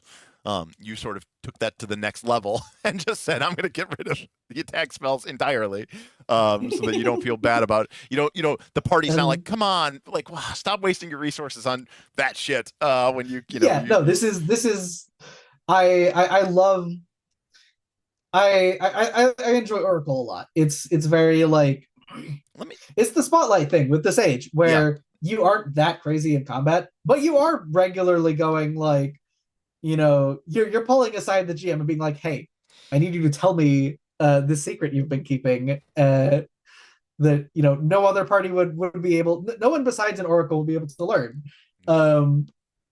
So let me ask you a question. Yeah. Do you think that you mentioned it's harder to design. Do you think that like not having the fallback of, just bonuses to random percentages, aka dice, do you think that makes balancing the classes harder or easier, or like do you it think removes that the from a design lever, Yeah. but I'm kind of fine with that because it Okay. removes what I think of as the least interesting design lever. I think a lot of games will be like, oh, everyone uses their buffing abilities, so that you have all of these, +2s and +3s to your attack roll or to your like save or your check. And all of that is just like increasing your chance for a thing to happen. Yep. Or decreasing a chance for the enemy's thing to happen. Yep. But it doesn't increase the amount of stuff happening. Yeah. And I used to play World of Warcraft, and I remember being like, okay, I level up and I get on my level and I get a talent point, and and I used to have this thing where I'm like, I always take the talent. I don't care what the build strategy is. I always take the talent point that gives me a new ability. Whereas like the best thing to do is like the thing that says +1% critical hit chance. And I'm like, that is so boring. Like, there's still a lot of abilities in this game that are just like, hey, you get +1 X thing. It's just Right. that's not +1 for the thing to happen at all. Well, that's my point. Happens, There's a big difference between making something that is going to happen more effective versus increasing the chance that something fun might actually happen, right? Which is ultimately why, like, in almost every game, buffing your attack bonus is always the thing that people try to do. They like go out of their way to do it, and it's not because it's broken, even though it is. It's because people really, turns out, like being able to do stuff.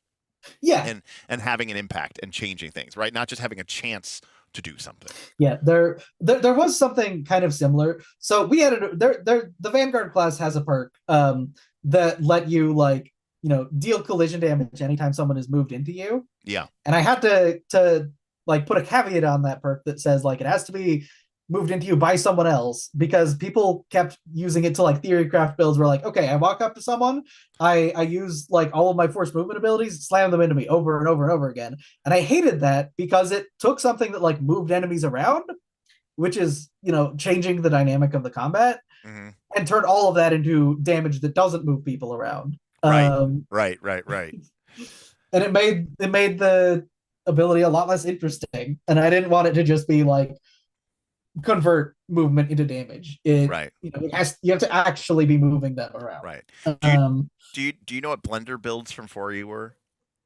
I assume they were like shove enemy into like a place with a bunch of like damage and like a striker. Yeah, what it usually was like there'd be some sort of like, effect that you could generate that would basically say every time an enemy enters that square, they take damage. And people and would then you move them in and out of that square over and over they and would over take again. slide abilities, right? Slide lets you basically move people not just away or towards you, which is push and pull, but anywhere you want. And they would just go, they would just move the enemy back and forth between these damaging effects. And they errated it and basically said that any zone an enemy can only take one instance of damage in any one round or whatever, which is fine. But because again, the whole point of those moves was to reposition them tactically on the battlefield. But I have had to like stomp on some builds that do stuff like that in Tactiquest, sure. where it's like, no, you have where you can't trigger that more than once per movement, because I keep balancing things around the assumption that like any movement you do is like directly to a space. Technically, that's not how it works. Technically, you can zigzag, and I hate that so much, but it keeps causing problems if I try to ban it. So I just like, okay, anything that happens when you engage or disengage or like enter or leave a space, all of that is only once per movement, so that you cannot fucking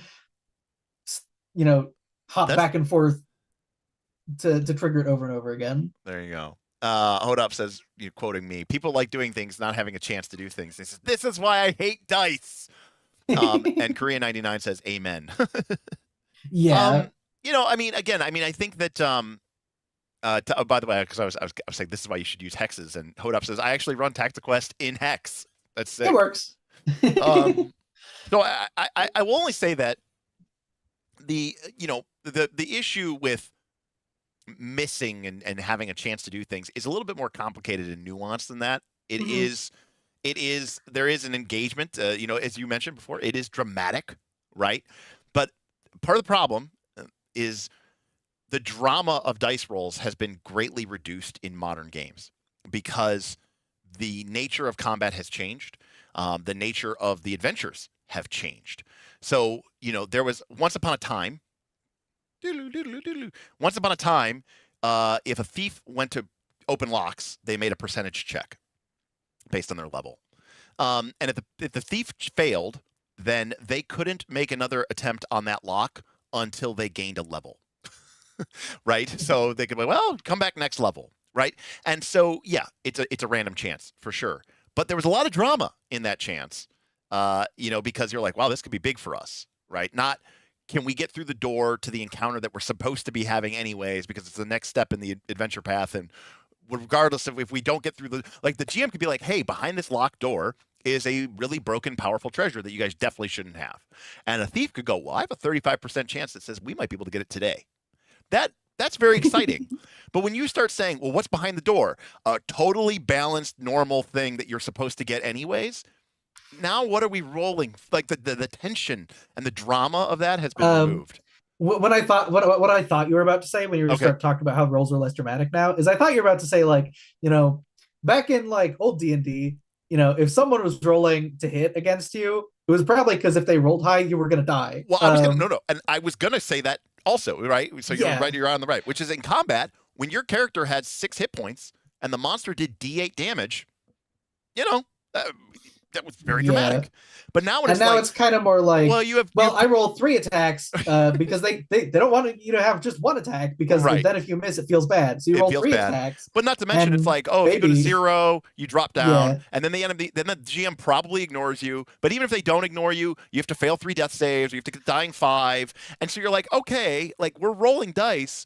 But it doesn't really feel like it matters anyways, because the games have sort of been, I don't want to say like babied or codified, but like you're kind of being coddled, and it's they're putting all that description of like, this is a combative sport game, not combat.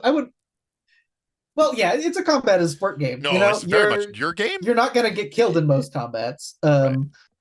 Right. Well, because you have that's a whole separate issue too, which is in your game, you're like, look, it's all about the choices and the resources that you make. You might say, like, I think it's fine to say, yeah, you're going to win this combat. That's not a question.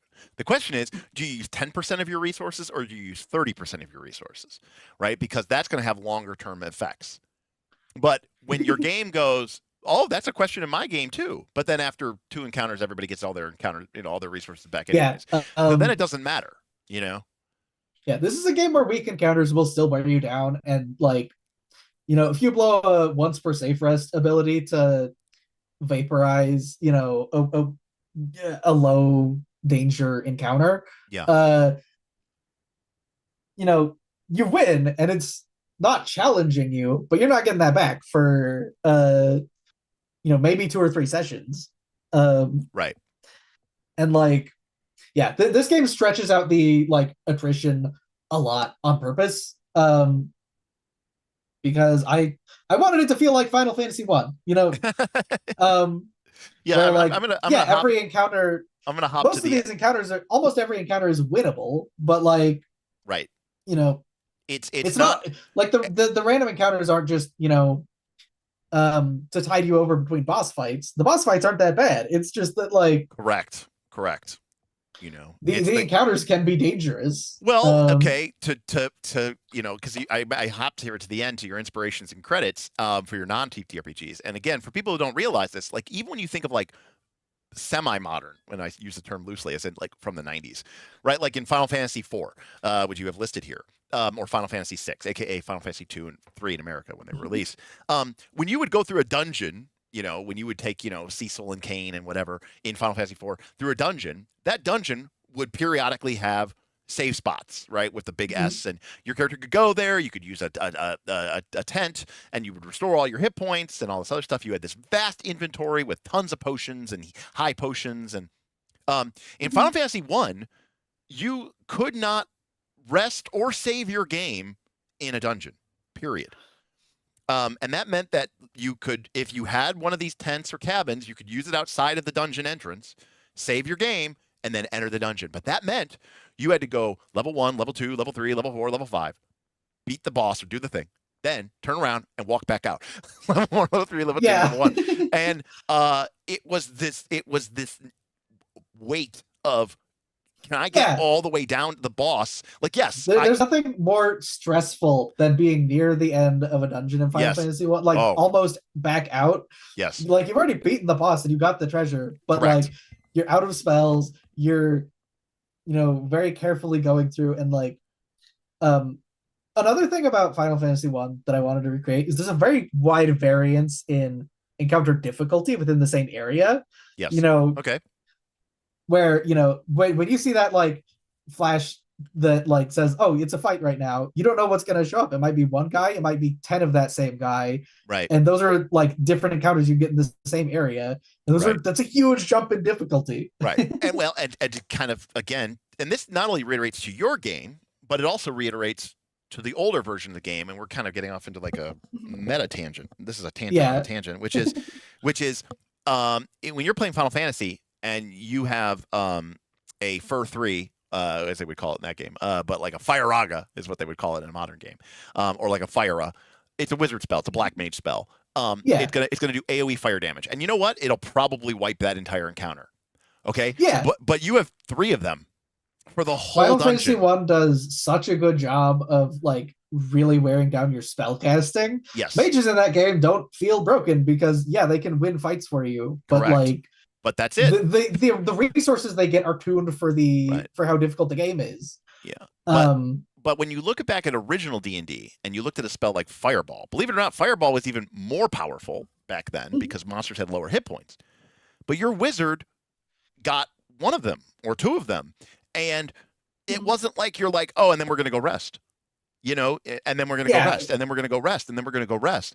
And that was the problem as D&D moved in sort of the 3rd edition era, which is why wizards were really powerful in 3rd edition, is because Fireball was still a very powerful spell, but the mindset and the mentality had started to change in the way people play D&D, and people started playing with this idea of like a 15-minute adventuring day. And so suddenly it was like the wizard spells didn't get nerfed, but people were resting all the time and getting all their spells back, and they always had infinite resources, essentially. And then the fighters had no chance to compete against that. I want you to look at scroll to any spellcaster in Tactiquest and look at how much mana they get. All right, let's go to. I saw one that I wanted to look at, which was the War Mage. Yeah. All right, so the War Mage is brimming with elemental power. The War Mage is a terrifying opponent in battle, able to inflict vast destruction with a snap of their fingers. They have 7 mana points at level 1, and they have 18 at level 10. Yeah. And then by the way, I'm now showing the cost of these spells. So like a fireball or a lightning bolt is 4. So at the very, very, very end of the game, you might be able to cast 4 of them. Right? Here they go. Classic Fireball 3, right? And these spells are balanced around that. I wanted a dynamic where you don't get very many spells, but I wanted to keep the thing where when you cast a spell, I wanted to feel kind of like old D&D, where it's this is having more of an impact on the combat than a fighter running up and hitting someone is anywhere close to. But you only get so many of these, and on a travel rest, you don't get back your full mana. You get back half your mana. Yeah, and again, it's an aesthetic. It's a there's an element there of pushing your luck, right? Which which is a big part of the original allure of of the D&D character, which is as a mage, growing up playing wizards in earlier versions of D&D, okay, doodaloo, doodaloo, doodaloo, there were no cantrips, okay, so you didn't have Mhm. at-will spells.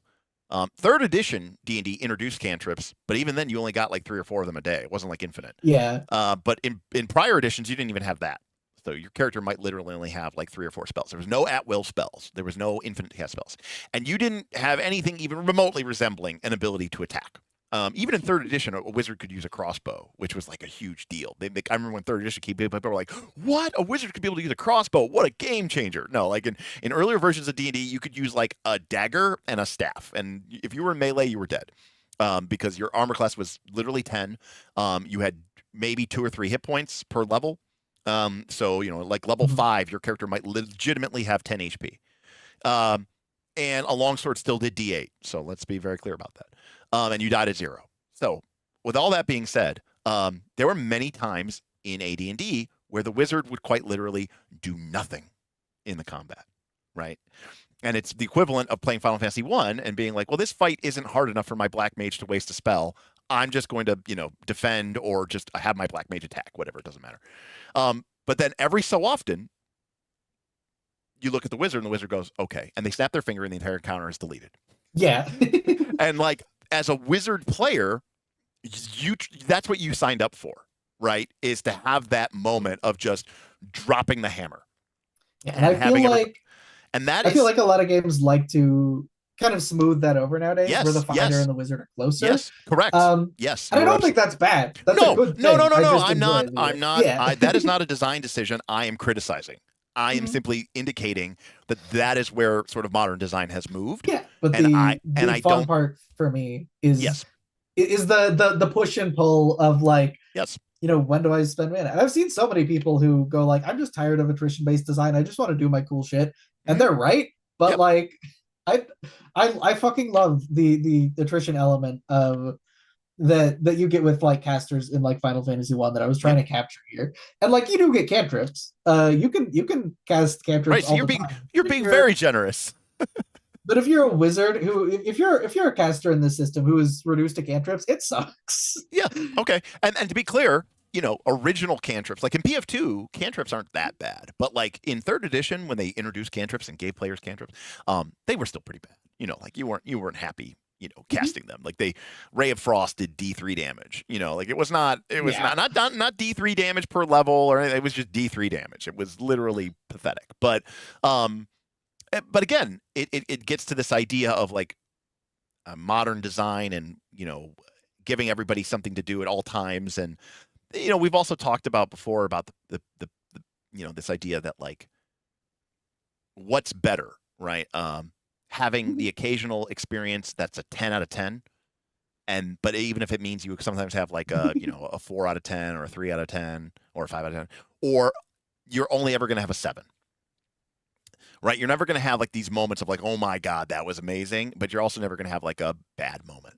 And I think one of the reasons modern game design have moved the direction they have is because it turns out that what makes people nope out of a game is having like a 4 out of 10 or a 3 out of 10 experience. And like the games go, we are willing to sacrifice having that 10 out of 10 or 9 out of 10 moment if it means we can keep you around, But anyways, going off on this tangent. I don't know. I don't think it's.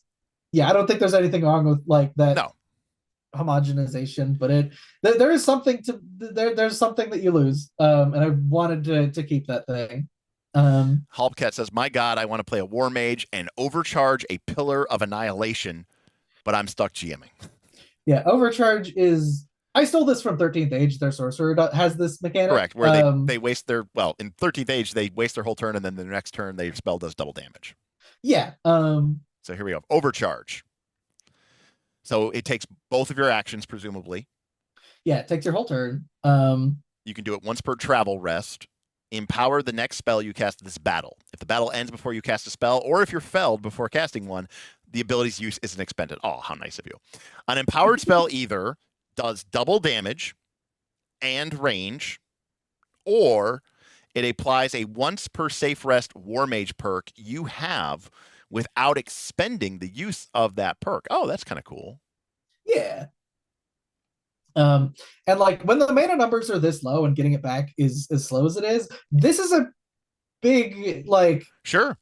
Yeah. this is a way to conserve mana, Right. to get the most out of a spell, and I enjoy the dynamic of that. Yeah. I'm very happy with War Mage right now. I mean, I always thought the sorcerer in 13th Age was really cool, especially because Yeah. like those 10th level spells that did like 40 D12 like damage, Oh and god. you're like, oh, so this does 80 D12 damage. I don't even remember how much damage it did. It did a lot. I don't have that many dice. I don't have half Um, that many dice. I think they changed because now I think in 13th Age Second Edition, I think all the high level spells just do static damage. Yeah. I don't think they do. They don't think they roll anymore. But in the original 13th Age, I just want to look this up here. I think I just run that as like 40-12 times 10. That's a Yeah, lot I mean, more manageable. They suggest that, but I mean, come on, like is this the wizard? Okay, here we go. Yeah, okay. 2d12 times 10. There you go. Or this one is yeah, 18d12. It's good stuff. That's a big number. It's a big number. So yeah, but again, like this spell, this is like, hey, I want to blow people up, right? Yeah. This is like contrast this with the Oracle, right? Where I mean, I'm just guessing here, but yeah, I've been showing out the non-combat classes all I straight. see icy burst, explode, scalding ass. Like we're not, it's pretty clear here. What flavor of destruction do you want to choose? There's not. Yeah. So, is there a class that's maybe a little bit more a versatile class that like, and how do you balance? So like, right? Because one of the things that people always say is that like, in a lot of RPGs, classes that are sort of a jack of all trades but a master of none suffer, right? Because you're like, it turns out it's a difficult balance, but there are a couple. The Wayfarer is the everything class. Okay, that's like the factotum. That's basically, yeah, from what I know. Factotum was just like you're a fighter mage wizard, like fighter thief wizard in one class. Yep, that's basically what it was. Yeah. Simple, well-rounded jack of all trades, competent in physical combat, but with the ability to pick up spells or skills. Take options for being quicker or defending positioning allies, or provide helpful non-combat utility. Oh man, this sounds like a great class for me. Yeah, I love it. It's the everything class. Yeah, that's very cool. Love it. Very cool. Thanks. Yeah, Factotum was such a really cool design at the end of 3rd edition. And I love, personally, it's just a mental, I love like the idea of like the quasi fighter, but who picks up a couple neat tricks along the way. Like you're probably not familiar with it, but there's a newer class in PFG called the beginner class. I think this is probably the best beginner class because like look at how short these perks are. Look at how right. It's so straightforward. Yeah, exactly. Your shove action slide instead of push. Nice. Push somebody behind you. Yeah. Very basic to the point, but it kind of lets you sculpt the kind of experience that you want to have, right? Yeah. And most classes, like most of their perks will say like, oh, here's what you get if you take this perk twice. None of Wayfarer's perks can be taken twice because it's not supposed to be. Got it. The You're not supposed to be specializing. You can't specialize. You have to diversify to some extent. What I like about a class design like this is like, for example, if we had, say, a merchant, I would probably never take preparedness because, right, I'm like, we already have somebody in the party who's really good at that. But let's say we had a party who didn't have a merchant, right? And I'm like, man, it would be nice if we could carry a little bit more. And you're like, cool, I'll take preparedness, or you can kind of like fill in the gaps that the party has rather than trying to fight an uphill battle against somebody who's just so obviously better at that than you. And you're like, man, my abilities suck compared to them. Well, okay, we'll take the abilities, that nobody else can compete with you on, right? And that'll kind of give you that fun, fun experience for sure. Yeah, this is neat. Thanks. Oh, there we go. Traveler's Pack. There we go. That's the real one. It could take both, right? 6 action, 6 extra slots. So again, is that the same as 10? No. Did I have to take 2 And perks to do it? Yes. And that's but why I recently buffed Merchant to 10. Nice. Okay. What was it Because I originally? wanted Merchant to be like, I didn't want anything else to be able to compete with Merchant to that degree. Yeah. All right. Let's see. Maybe my chat might be a little bit delayed. Start that. So it's closing in at 9 o'clock, which is our official end time. Is there any other element of the sort of the classes or mechanics that you want to maybe spend some time on? Again, I'm fine going past 9, but you know, I'm also fine going all night. Right. Well, I can't go all night because my roommate is out of town, so I have to take care of my dogs at some point. But gotcha. Okay. I let them out shortly before the stream, so we should be okay. good for a little bit longer. But I can't go like I normally go because they're going to need a walk at some point. Gotcha. Okay. Otherwise, I'll have to be cleaning some stuff up after the session stream. But anyways, no. But if there's anything else that, or maybe somebody in chat or something like that, LP Curio wants to know what was the reason for making this system or its selling point. Why was it diceless? Is that why you wanted to make it? Because you wanted a diceless game? It kind of started as like an experiment where like I played Draw Steel and it cuts out to hit rolls, and I was like, that's really cool. What if I went further and took out all of the dice? Okay. And then beyond that, it kind of just morphed into like an opportunity to do what I wanted to do with the game for a long time, which is go really in depth on a ridiculous number of classes. And by this point, it's kind of become my main system that okay. I'm. So let's ask the real question. Oh. When are we kickstarting? Like when's the backer kit? For what? It's done. It's not done, but like even better. Then you can literally offer people the game. You know, if I ever make a physical edition, I plan to make a physical edition someday, but like not until everything is set in stone. I'm done balance testing. I'm done having a million people look through the game for typos. Well, that's what your open beta's for, right? Like that's what this is. Well, no, that's what I'm saying though. You kickstart, you get the people sign up, they get the copy of the game, you know, in its whatever form, and then you'll have a lot more people playing it, and then they can give you that feedback while you're finalizing the final design for printing. Yeah, I'm so glad I didn't fucking kickstart this. That would have been so stressful. I'd have a lot more money, but like you did the right. I'm with you 100%. Which is like if I ever kickstart something, I want it to basically be done, right, more or less. Yeah. I'll do a crowdfunder for like the physical edition someday, but also that's gonna be a pain in the ass. It's so much easier to just be like, you know, well, I'm done.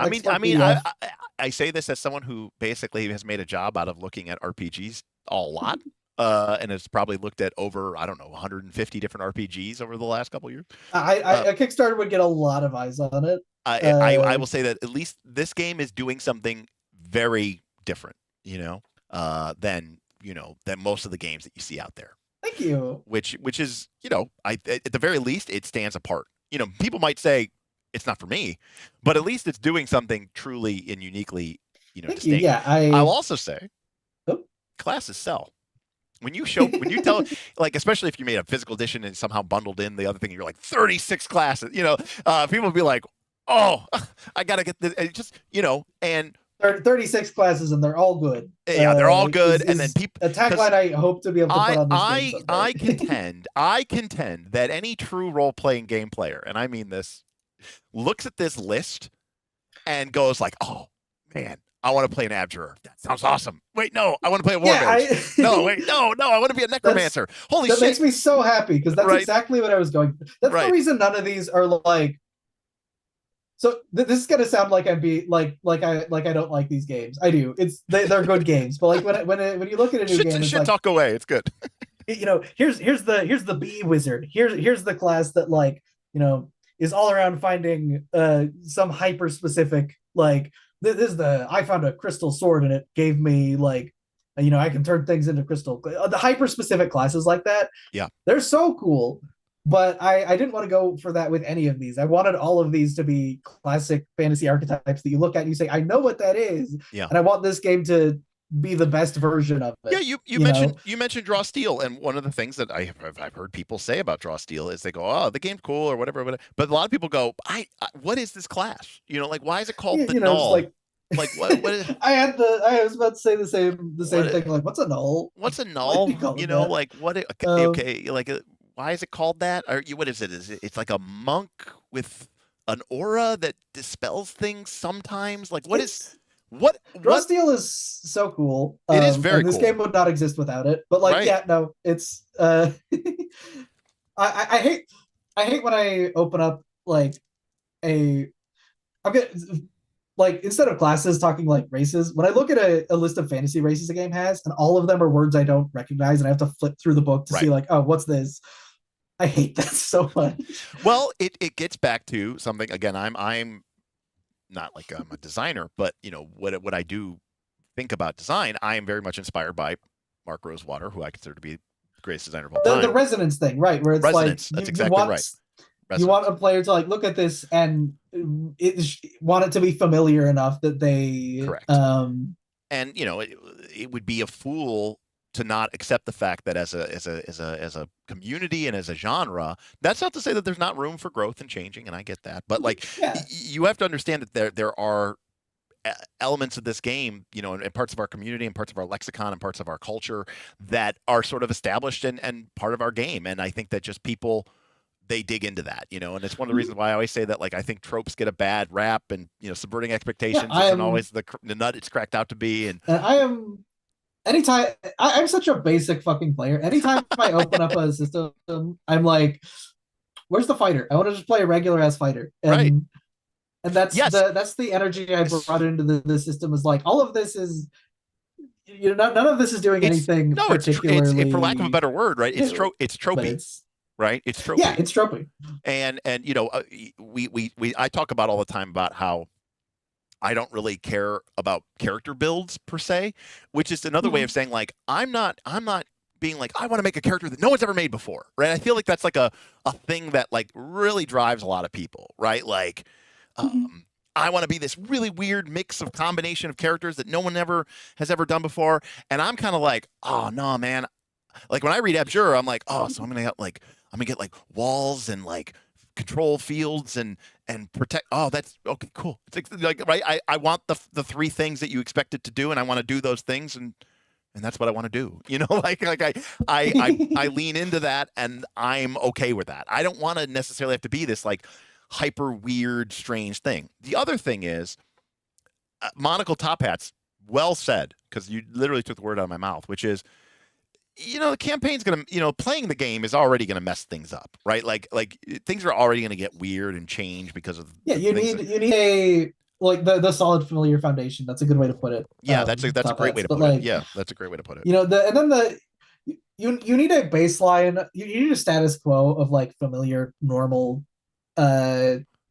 fantasy stuff to make your weirdness stand out more. If everything's weird all the time, then nothing's weird. Right. If everything's special, nothing is, right? If everything's weird and unique, everyone is so unique. It's like, okay, so we're all the same then? Like, what is the, like it's kind of a messed up thing here. By the way, Monocle did say, thank you, not me, you. Thank you, Level 2, for being an indie creator who openly cares about balancing and playtesting. It is the least sexy part, but really makes or breaks a game. I see so many people who are like, you don't need balance. Balance is going to make your game more boring. What do you get from like balancing this if it's not a competitive game? And it's like, I want the game to be good. Right. Well, it's also, here's the difference. If you want people to care about the choices that they're making, and your game clearly has, they all have to be valid choices. Right. They all have to be valid choices. There's and you want people to care about these perks. You want people to care about the class that they choose.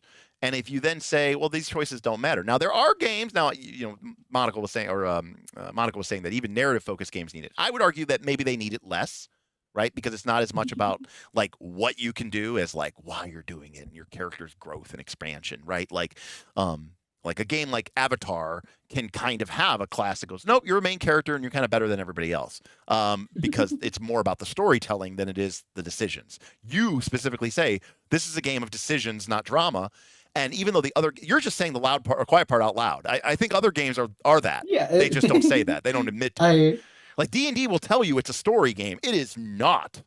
You might play it as a story game, but it's not. It's not one. So yeah, anyway, it's. I'm sorry, I'm getting upset. Yeah, and you can play this like if you run it as this D&D campaign, you can tell fun stories. You can have fun characters. Sure. It's just that you're adding that, and the system is Right. adding all the like technical stuff for you to have cool powers and not break your game. Yeah. But I don't know. I wouldn't say this game is devoid of like what's the word narrative. This game does care about like that narrative experience, but it does that through the vibes more so than the Sure. yeah.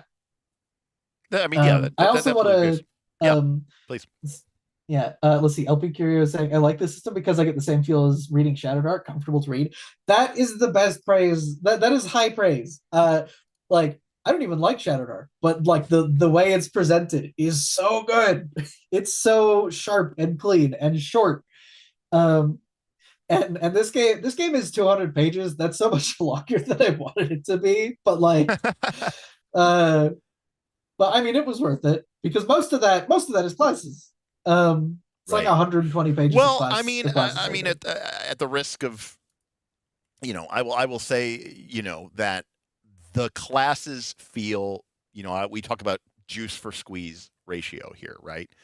Like, I think you get a lot of class for the handful of pages that you spend on it, Thank you. Yeah, like, that's like these perk abilities for the most part. There's a couple that are, a little bit more lengthy, but most of them are very, very powerful and impactful and short.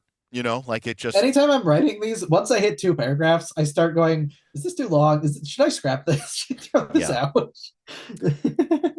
So somebody asked, "Is there a zine-sized version of this?" Nope. Maybe someday. I don't. Like there is a quick No, reference actually, sheet, but that just tells you how to play the game. But in terms of like, this is as compact as I can make it. Right, if like, I do a physical edition, it might be bigger. It might be like right. 3 columns, like full page. Right. I mean, it is kind of, we're looking here at, I think this is a bard ability, but like, it's kind of hard to, I don't know how you make this, I don't know how you make this more compact, I've already made it as compact as I can go. Yeah. Yeah. I mean, it's pretty simple. And I still regularly, while I'm looking through the book, I'll be like, that's more text than I need to use for that ability, and cut out like an extra line out of it. And it's nothing is more satisfying than doing that. And again, I'm a basic bitch, and I fully admit that. But like, Code Ops talking about the comfortable to read. There's a certain element for me, again, based off of the fact that we come from this culture of gaming. When I sit down to read the War Mage, I just have a certain level of expectations of what this class is going to do and how it's going to do it. And when I read through it, I want to just be like nodding my head. Like, yep, oh, there it is. Like, oh, yep, there it is. Oh, cool. Here's a list of, every different way to make an enemy explode that I could possibly think of. Yep. Okay, great. Cool. We got it all. Yeah. It's all there, culminating as we get down further with, full out disintegrates and bellfires, right? Like it's exactly what we want.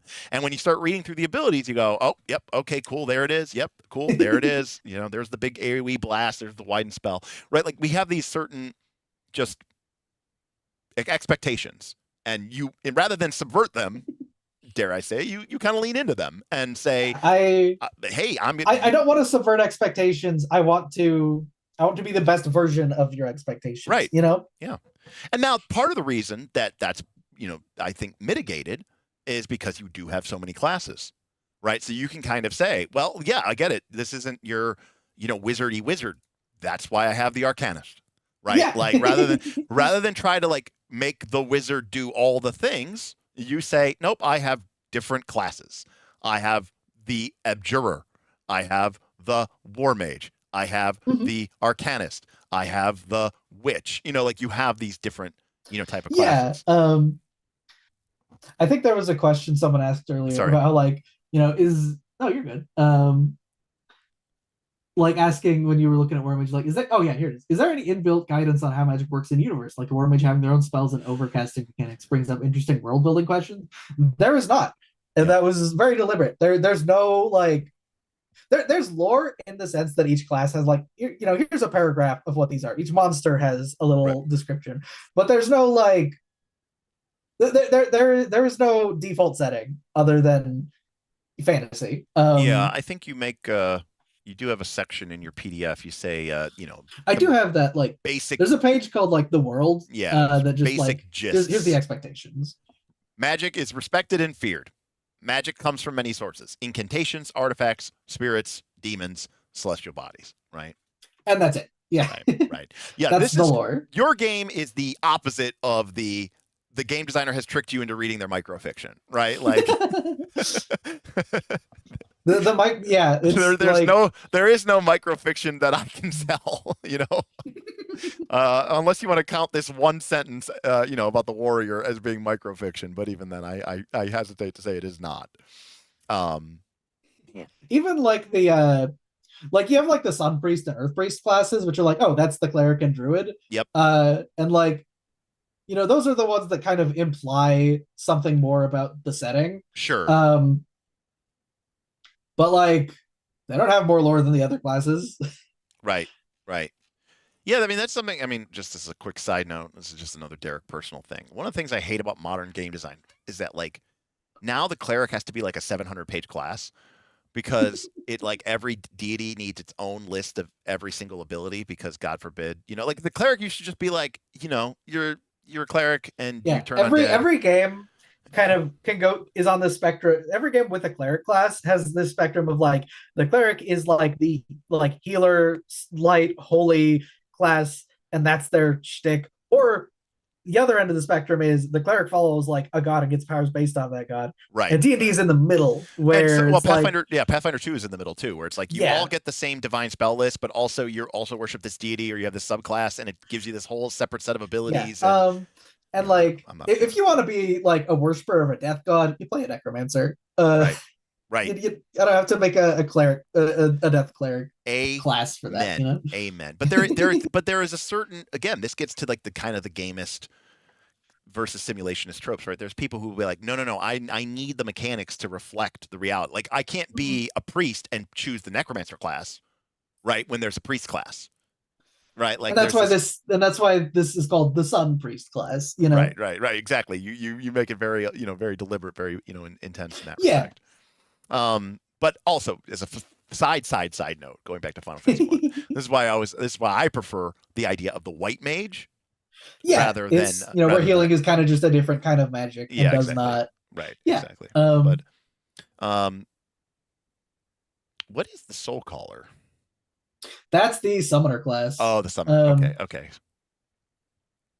The summon classes are the longest ones. Of course. Well, they always these are the ones where I was like, okay, no, I'm not going to keep this ability to a paragraph. This is for the players who this is for the fucking like Pathfinder players who come in and are like, hey, do you have a summoner? I'm like, here you go. Knock yourself out. It's like 12 pages. Yeah. Oh, it is a lot of pages. Okay. Very cool. Hodop is saying that the necromancer who has I didn't think we'd see an F grade hit point class, but sure enough, there it is. I enjoyed the necromancer a lot. It used to have even worse stats. It had 4 speed, which is the worst in the game. But my necromancer players kept begging me to buff it back to 5 speed, which is the minimum for every other class.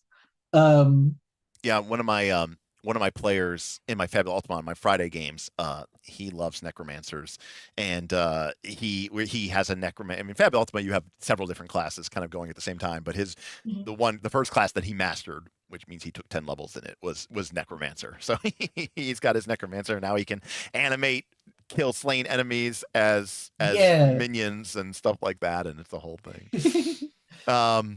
What I do like here is one of my favorite tropes is the idea that necromancers are also pretty decent at healing. Yeah, you can build a necromancer is like just full into healing if you want. Yeah, that's very cool. And I like. We talked about making a necromancer, homebrew class for Daggerheart, and I was like, Ooh. yeah, like I thought the Splendor domain is this domain that the wizards get, but I thought the Splendor domain is like the domain of life and death. And I was like, I think that's really cool that a necromancer could have the Splendor domain and actually be Yeah. a good healer, because I think that's really neat. That's a really cool way to sort of, give them a Yeah, little bit more I enjoy flexibility. I enjoy the dynamic of going like, oh, our party could use a healer. Yes. Well, you have, you could play a cleric. You Yep. have the sun priest. You have the option to be like, I want to play a more fucked up healer. I want to play a necromancer. Full transparency. My Oh. favorite thing about 4th edition D&D was that the game said, look, every group needs a healer, right, or a leader. But 4th edition And said, it gave you a bunch of different leaders. Yeah, 4th edition said, well, you could be a cleric, of course, but you could also be a warlord. But you could also be a bard. A bard was a healer. Not like, oh, they can heal. No, like their type was leader. Yeah. And that I thought that was really neat because it was like still made, and you got to actually fulfill that role. Yeah, and this game does kind of lean into like the cleric is like the best healer. Sure. They have the most of their power budget invested into that. But like you have like strategist and bard are also healers, but they mostly heal with like they could give out like temporary HP, which is really helpful, but it goes away at the end of the scene. And so because I wanted to lean into them being like, these are not patching up your wounds, they're kind of just motivating you to keep going. Absolutely. And that wears off at the end of the scene. Absolutely. And then you've got there's a couple other, like the second book has like a medic. Yeah, Hodop is over here dropping stuff from I wasn't able to make a full class for the medic, but I was able to make just like the PF2 archetype thing where it's like it's a thing anyone can multi-class into. Yeah. Right now I'm playing like a ranger / medic, like with a medic multi-class in the game Hodop's running. And then the second book also has the blood priest, which is it's the cleric but fucked up and weird. It's the HP manipulation class where you're life stealing and then giving your HP out. Because cool. I wanted to lean into like the sun priest being like more of like an in combat healer, whereas most of the if you play a medic, you're mostly doing like passive healing between fights. Yeah, so that is very much like kind of in a way like PF2 in a certain way. Yeah. And yeah, there's also like the first aid thing that everyone has access to, and anyone can take the medicine skill, and that lets them use it like in combat as an action. And so any party can like just have someone be a healer by spending their skill points on it. I don't know if this is a direct Easter egg or not, but I'm looking at the strategist, and there's a thing called Wolfpack Movement, and there's a 4th edition power called Wolfpack Tactics. I didn't actually. I think I stole that from something that also stole it from 4th edition. Oh, okay, fair enough. Good deal. You know what? It's possible that like one of the 5e, like the one subclass from the fighter, might have a lot of the 5e. I think it was someone's 5e homebrew for Warlord. Yeah, okay, that makes sense. Okay. Yeah. Good stuff. Very cool.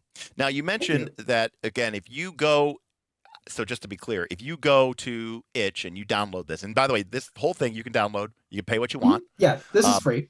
But if you do get the paid version, right, you also get access. $6. $6. Not a lot, guys, for 200 pages. You get access to the very early access second book, which is not remotely close to done, but it does have 4 new classes that are all playable. To be clear, you also, for that $6, you also get a 120-page GM guide, which is mostly monsters. Oh, that doesn't cost $6. That's also free. That's free too. Okay, never mind. That's free too. Never mind. So there you go. I do have this like that class list at the beginning of this book. I have I'll send you the one for the second book with like here's all the classes that I have for that one. Well, oh yeah, we got. Oh yeah, here's all the monsters. So we got. Hold on a second. I'm gonna bring it up here.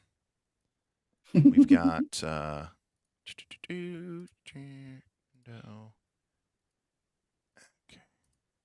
All right. So we've got hero, A flashy up-close fighter with a focus on teamwork, boosting allies, and boosted by them in return. That's kind of cool. Reaver, a hyper-violent beast of a fighter, great at shredding anything that comes near, allies including. A dancer, classic JRPG trope. Unflappable masters of poise and elegance, dodging and weaving, leaving foes in the dust. The sharpshooter, archers with unerring eyes and lethal aim.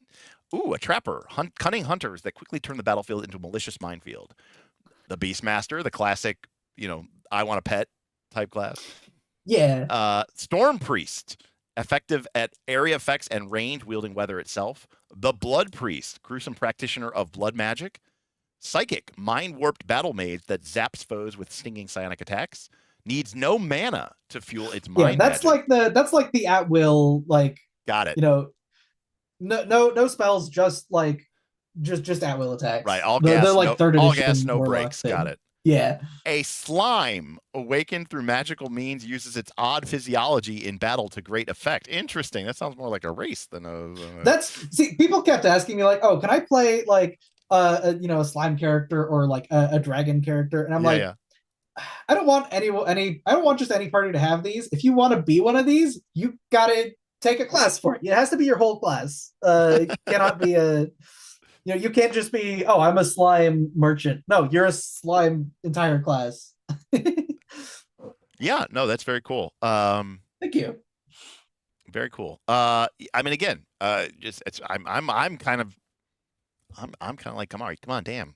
Let's get the crowdfunding campaign started here, okay? Let's go. Like, what are we doing here? What are we waiting for? And now I sound like everybody else with me, people, but I don't have shit, like they're like, Derek, you have absolutely nothing. When's the Kickstarter? And I'm like, God, as soon as I promise people something, my stress is gonna shoot through the fucking roof. I can appreciate that. I certainly appreciate so I'll wait till it's done, like set in stone. I don't have to do anything, and then I'll be like, hey, who wants to pay me money? I don't know. I'm already selling it right now, but like, yeah, it's not a. I don't want it to be a big thing for me. What does the slime What does slime multiclass look like? I don't think that's going to be an option. It might be. We'll see. Oh, very cool.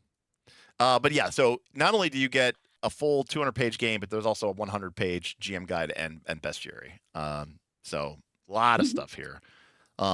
And again, I should note this, that despite, quote unquote, always hitting, you have a lot of rules about balancing your game, right? And making the combats, I should say, challenging but approachable.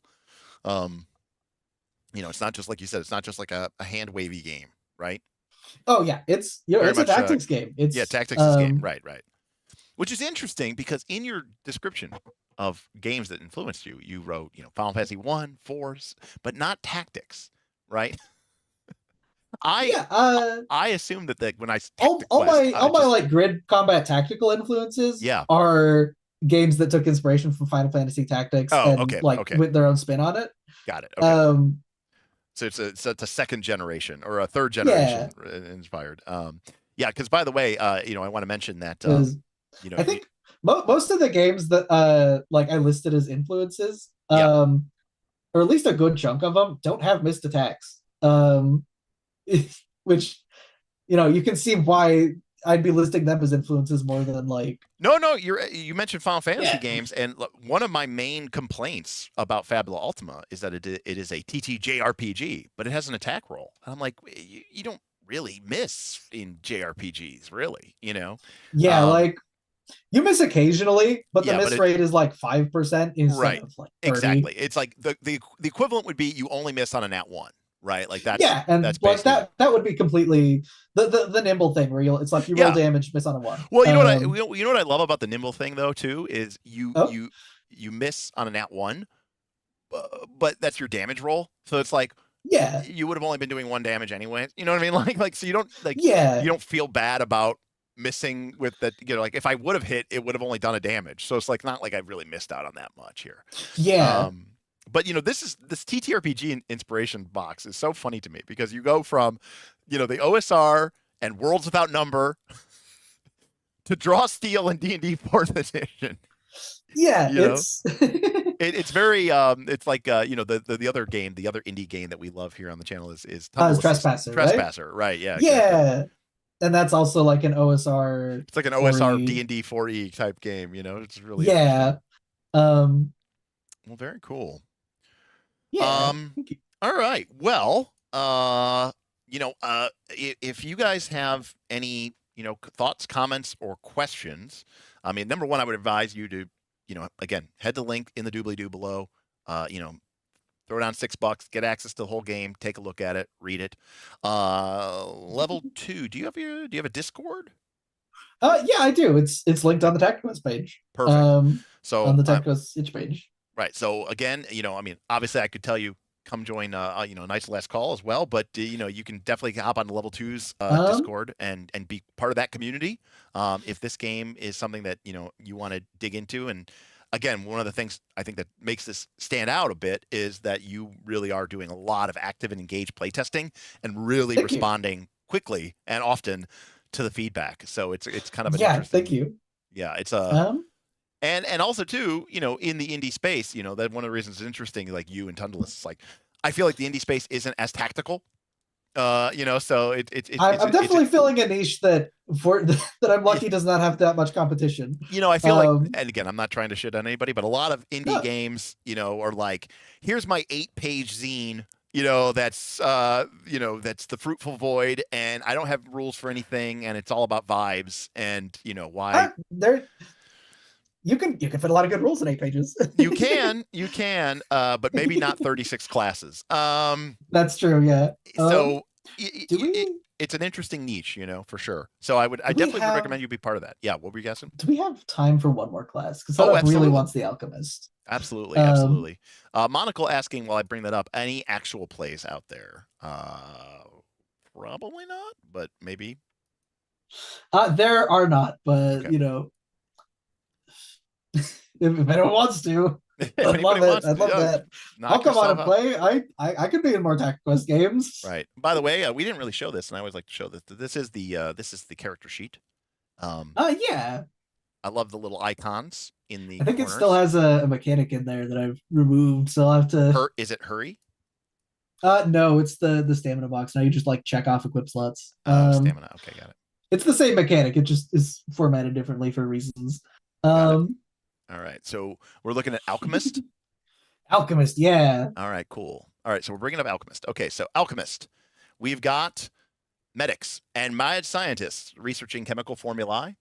Alchemists specialize in mixing up potions, poisons, and explosive chemical reactions.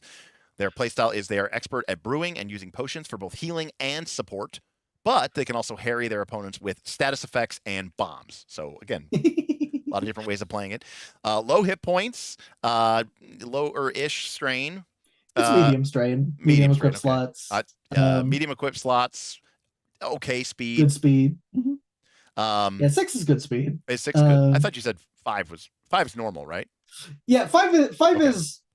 I don't know. There's one speed can make a lot of difference. As a complete aside, did you watch our look at Beacon?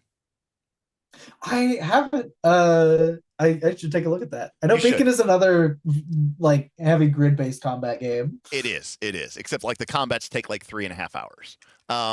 Like by design. But you should definitely check it out because the way that he does class design, because he built it off of Lancer, which is a mech game. And like in mech games, you obviously have your pilot, and then you like maybe take a different mech out. For a different mission. And so like in that game, you like kind of like put on your class as like a dress. Yeah. I know those games have very separate like rules, combat and everything else. That was something I explicitly didn't want to do with this game. Okay. That was a bridge too far for you. I mean, none of the non-combat classes would be good. Fair enough. Combat and everything else was completely separate, True. All right, so here we have the Alchemist, and you get 4 skill points, and you gain Alchemy. So you start with the Chemical Crafter. Apply one of the following of your choice to every potion that you craft. So here is a class that is leaning into that crafting mechanic. It could be a greater potion. So again, remember, every time you make a potion, you get to check one of these three things. So basically, it's either a double strength potion. You get to make 2 instead of 1 when you craft it, or it's improvised and you don't have to make it in a settlement and you can do it in a scene. So there's definitely elements here that feel similar to some of like the PF2 Alchemist, right? Where you kind of get you get like the ability to sort of make them on the fly. Or I don't know enough about the PF2 Alchemist. The crafting in this game is very emphasized. Got it. Like it's very, because every fight against, like, if you kill like some undead or a hydra or whatever, you get monster parts, and that is a rule. If you don't have someone who can make potions or scrolls, your inventory is filling up with monster parts that you can't do anything with. And so you want someone with that, with a crafting skill. And to be clear, the alchemist isn't the only person who can make potions. Yeah, the alchemist is anyone can make potions. Okay, right. Almost every party will have someone who is doing something with your monster parts. Got it. Cool. Usually that'll be like a spellcaster who is using them for scrolls, or it's going to be your fighter who took alchemy as one of their skills. Every party should have someone doing something with. Got it. It's just that the alchemist is a little bit better at it, and because the alchemist is much better at it. Right. Now, I guess what I'm trying to say is, does this have a situation? Because this happens in some games. Now, it may not, because in your game, time is a resource, right? And like, there's sometimes where there's a game where it's like, well, okay, we have an alchemist in our party. There's no reason for anyone else to ever make anything. I can see that happening. I think it's mostly a non-issue, because I think that crafting is something the party does more than than a single person. If you have an alchemist, they're the one doing most of your crafting, but you're also like, there are a lot of spells. A lot of the time you're going to be like, okay, I'm fine with using this monster part to make, a scroll, even if it's made by someone who doesn't have any of those bonuses. We have an alchemist in the party. But yeah, if you have a dedicated alchemist with the alchemist class, then most of your monster parts are going to them. Okay, that's fair. Mm-hmm. So basically, we get better potions. We get practical potions. We can drink and administer potions as a small action instead of a big action, right? So this is another classic thing that I loved about 4th edition, where it basically said, hey, the thing that you do that you're supposed to do, rather than make that take up your whole turn, it's going to be a minor action, because you get to kind of just do it. Yeah, and this is on the side. One of the reasons this is here is specifically to make it so that I don't want the alchemist to just be like handing out potions. I want them to be the person applying those potions as well a lot of the time. Okay. Very cool. Yes, that's a great way to put it. Yeah. Right? Like it makes it feel more active and engaged. I've never played much with a PF2 alchemist. I don't know very much about PF2, but I have heard that it's like, well, we have our alchemist make all these bombs, and then they hand them to the fighter who has a higher attack bonus. That throw the bombs better. That can happen. Or you hand out a bunch of potions for people to use throughout the day, right? Like, you're not doing as much. Monocle says Blue Mage sneaking in anyways with the monster part system. Wink, wink, wink. Kind of, yeah. So we also, and again, this is what we talk about, like mechanics supporting a style of play. Okay, I'm an alchemist. Cool. I want to make potions. How do I make potions? You need monster parts. Okay, well, here's the thing where if you do obtain a monster part from a foe, you can decide that we want to get an extra part, right? Yeah. Because it's like, I need to create mechanics that help you support the mechanic that you're doing, right? Yeah. So this is what we, basically is my way of saying, this is what we call good design, people. This is where you give the class the thing that it needs to do the thing that it needs to do, right? So lastly, you have a potion pack, so you get extra slots, but only for potions. Which again, I know you don't know Pathfinder 2. The original in Pathfinder 2, stats are at a premium, and strength is definitely not one of the stats for the alchemist. Strength determines. But they need strength to carry potions. But in order to make potions, to use their class feature, they needed to have a potion maker's kit, and the potion maker's kit was so heavy that alchemists basically couldn't carry it. No. So when the game first came out, like as an alchemist, you basically kind of could, like, you basically could carry your potion making equipment, and that was about it. Like you couldn't carry anything else. So it's just a classic example of just like the game being like, well, because it was more concerned, right, with simulationism and reality, and rather than practicality and what does the game actually need to function. And here's where you say, well, look, the alchemist is going to have a shitload of potions, and you're going to need more spots for those potions, so you can carry 4 extras. And I wouldn't be surprised if there's a perk that probably lets you, maybe even carry more. But and then alchemixtures. When you create your PC, choose 2 of the 3. Tonics, poisons, and bombs. As a complete side note, I love 3, and I also love choose the one you don't want, right? I think that's always, because like for some odd reason, if you give people 3 options and you say pick one, it can feel like you're leaving a lot on the table. It feels really restrictive. But when you give people like, oh, just choose, there's almost always one where you go, I'm fine not having that, In fact, I'm willing to bet that, not that, I don't know how many people play Tactiquest, but I'm willing to bet that 90% of all alchemists ever made in Tactiquest have chosen tonics and bombs. Because poisons is a very specific type of play, that I think really it's a very specific fantasy, I think. Exactly.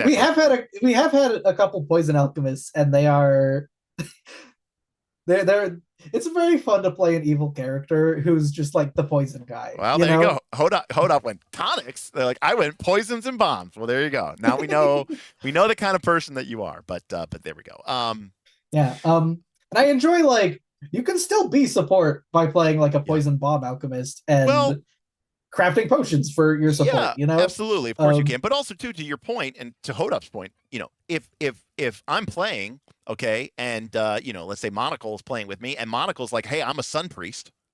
I love healing and supporting people, and I'm like, cool, I want to be an alchemist. Well, maybe I don't need to take tonics. Because I'm not going to be necessarily having to do that as much. Our group could probably benefit more from me choosing poisons and bombs, right? This is also one of the reasons why I prefer games, and I like games where you build teams, not you build parties, not PCs. And I hate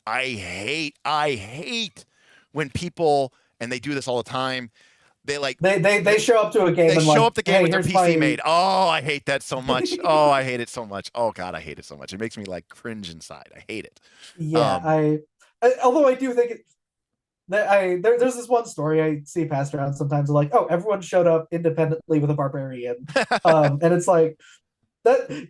I would love to play a game where that kind of thing happens. Oh, we brought 4 alchemists. Oops. Right. Well, we used to play around with 4th edition, and the core idea of 4th edition was a 5-person party. I mean, it was kind of MMO World of Warcraft eyes, where you would have one person would be the defender role, one person would be the leader role, one person would be the controller role, and then you would have 2 people who would be the striker role. But we experimented, a couple of times where we made characters. We're like, okay, what if we all chose striker? We chose from different power sources, right? So we had a martial striker, we had a divine striker, we had an arcane striker, and we had these kind of like little flavorings, so they weren't all literally exactly the same. But it was kind of interesting to see what dynamic pressure that put onto the party. You became very strong at certain parts of the game, but you became obviously very weak at other parts of the game. And it was kind of a fun experiment. So yes, I do appreciate the idea of 4 people showing up as barbarians. But all right. When you create your mixtures in the morning, you can make any of the following mixtures. So here we have, if we chose tonics, we can make basically, I'm assuming mixtures are kind of free potions. Basically, yeah. These are your per rest thing. Because you have to have something like that. And it's Pathfinder 2 does the same thing. I did go out of my way to de-emphasize them a bit compared to the potion making part of the class, because the potion making part is what makes you stand out. Got it. I didn't want alchemy to be just a flavor that you put over your spells. I wanted you to feel like you are an alchemist in a way that is really different from just playing like a sun priest. Yeah, in PF2 they're called infusions.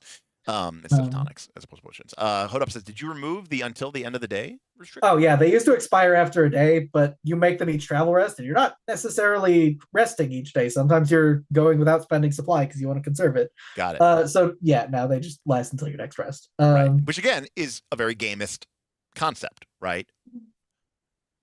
Because, right, in the idea that they sometimes might last a day, they sometimes might last several days. Yeah.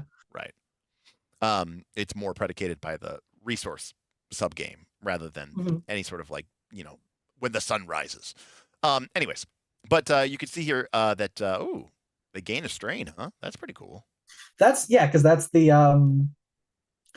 that's that prevents it from being infinite. That prevents it from being interesting. I got it. So this is what it's not free healing. It's not free healing, is what you're saying. Yeah, but it is much more than you'd get out of first aid, because first aid is 6 HP per 1 strain. Got it. Cool. Bonus speed, regain some mana, but again, but you gain strain. That's cool. That didn't used to give strain. It used to give 2 mana and no strain. But okay, yeah, that's problematic. Every caster was like, I kind of want to just dip alchemist and double my mana. Yeah, I could see that. +2 damage and then +1 resistance to all damage for the scene. So that's like an example of the tonic. And then here's our poison, where all your poisons deal 1 ongoing toxic damage, but if you have the green venom, it's 3 ongoing damage, which is pretty cool. But you could also have more of a debuff, right, where you have blind, penalties to speed, weak, etc. What does blind do in this game? It just cuts ranges in half. Got it. So what does blind 2 do? It lasts for 2 turns. Oh, got it. Okay.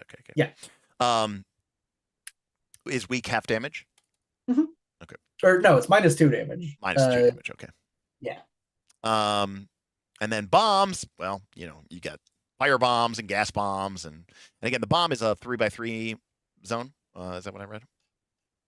Yeah. You got it. Yeah, 3x3, up to 3 squares away. Cool. So yeah, 4 damage in a 3x3 area seems pretty good. I don't know. And I'm sure again there are things that you can take to make that even more insane.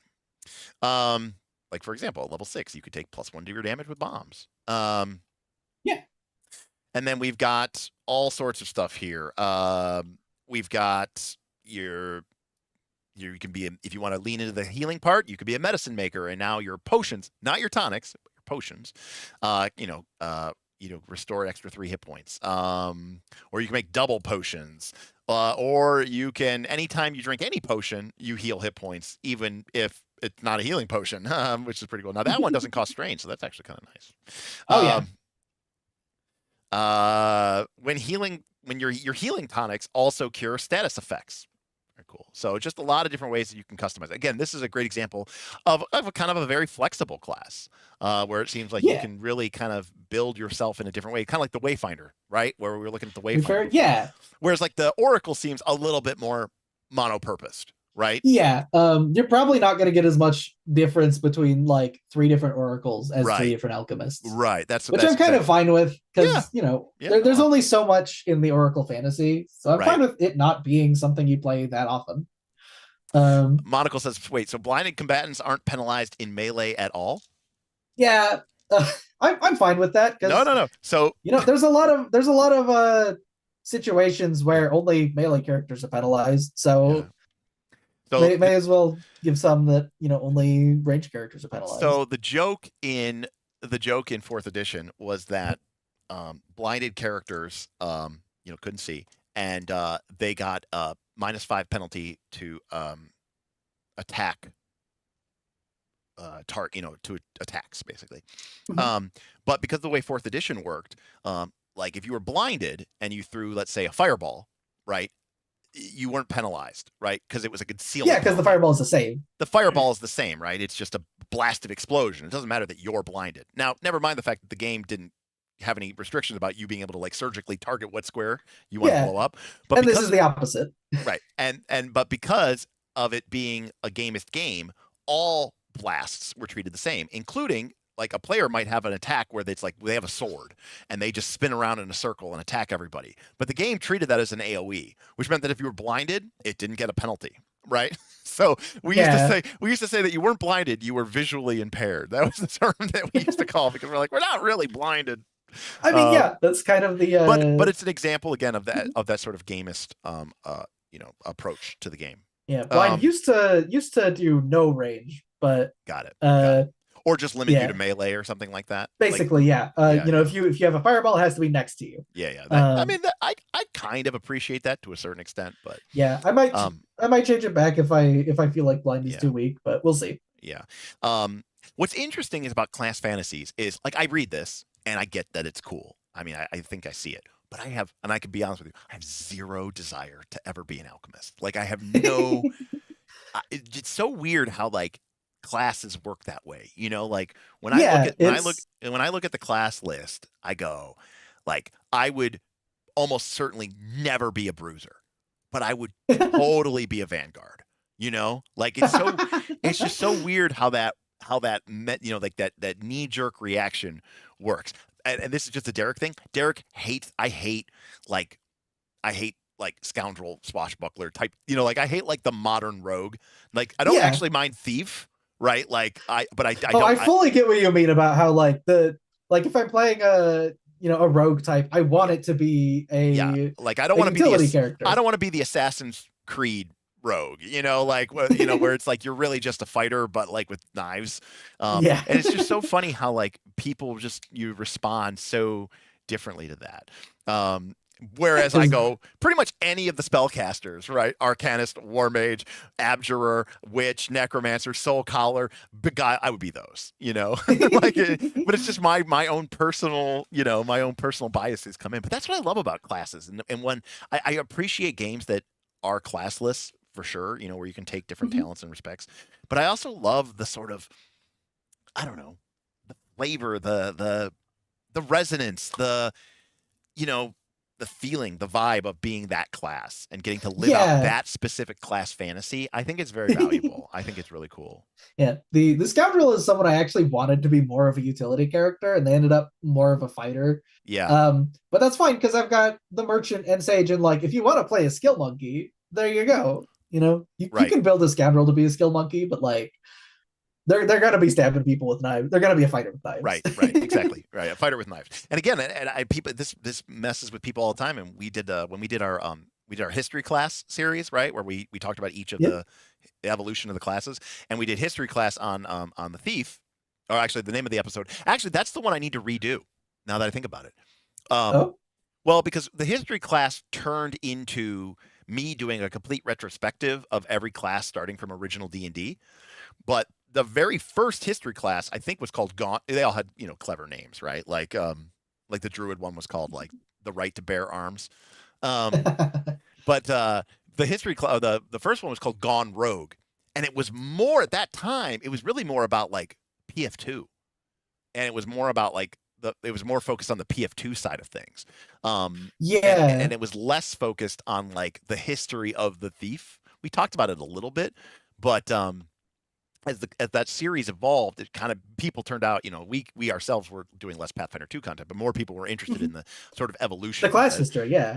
So Hodop says, see, I'm still miffed about the rogue history. I was saying, okay, I was like, we do need to redo that one, just because we didn't focus as much. I'd like to watch it again. But anyways, the thief was not even remotely, there was no sneak attack, right? You had backstab, and that was only like yeah, that's not a combat ability. That's an ability you use. It was not a combat ability at all. That's an ability you use to make a thing not a combat because you caught someone. Right. That's there's a single hobgoblin guard, and the rogue goes, I'm gonna make a hide in shadows check, and the GM's like, okay, you succeeded. You get closer to him. He's like, I'm gonna stab him in the back, and it's like, cool. I hope this kills it. Because it did it did a multiplier of damage, and then that was it. But like if the enemy was even remotely aware of you, you couldn't backstab, right? So it's not like, oh, I'm flanking it. Oh, well, backstab. Nope, none of that works.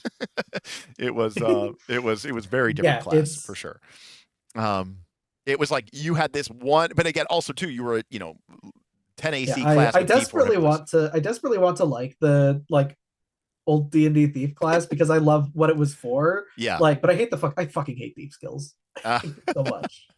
You hate like thief skills in general, or you hate skills in general? I hate the way old D&D did it, where it's like, the percentage system. The way that it's like, oh, you want to be a thief? Well, you get this chance to hide, and that's an ability. So does that Right. mean no one else can hide? And it's Right. like, Right. Well, being a thief. The thief existing makes everyone worse at hiding, including the thief, because it's like, oh, I start with a So it's 10% interesting, and one of the chance. things I would talk about in that class is that the thief is actually not part of the original 3 classes of D&D. Yeah. The original 3 classes were magic user, cleric, and fighting man, and there was no thief. The thief didn't come till the Greyhawk expansion, so it's interesting. Yeah, Anyways. I've never touched BX, or I've never touched like BX D&D, but I have a fucking homebrew thief for it that people have gone like, oh wow, can I use this? I'd rather play this than the old D&D thief. Yes. Because I hate these skills. Yeah, I mean, well, it's a whole, it's a bag of worms, for sure. My approach on it is that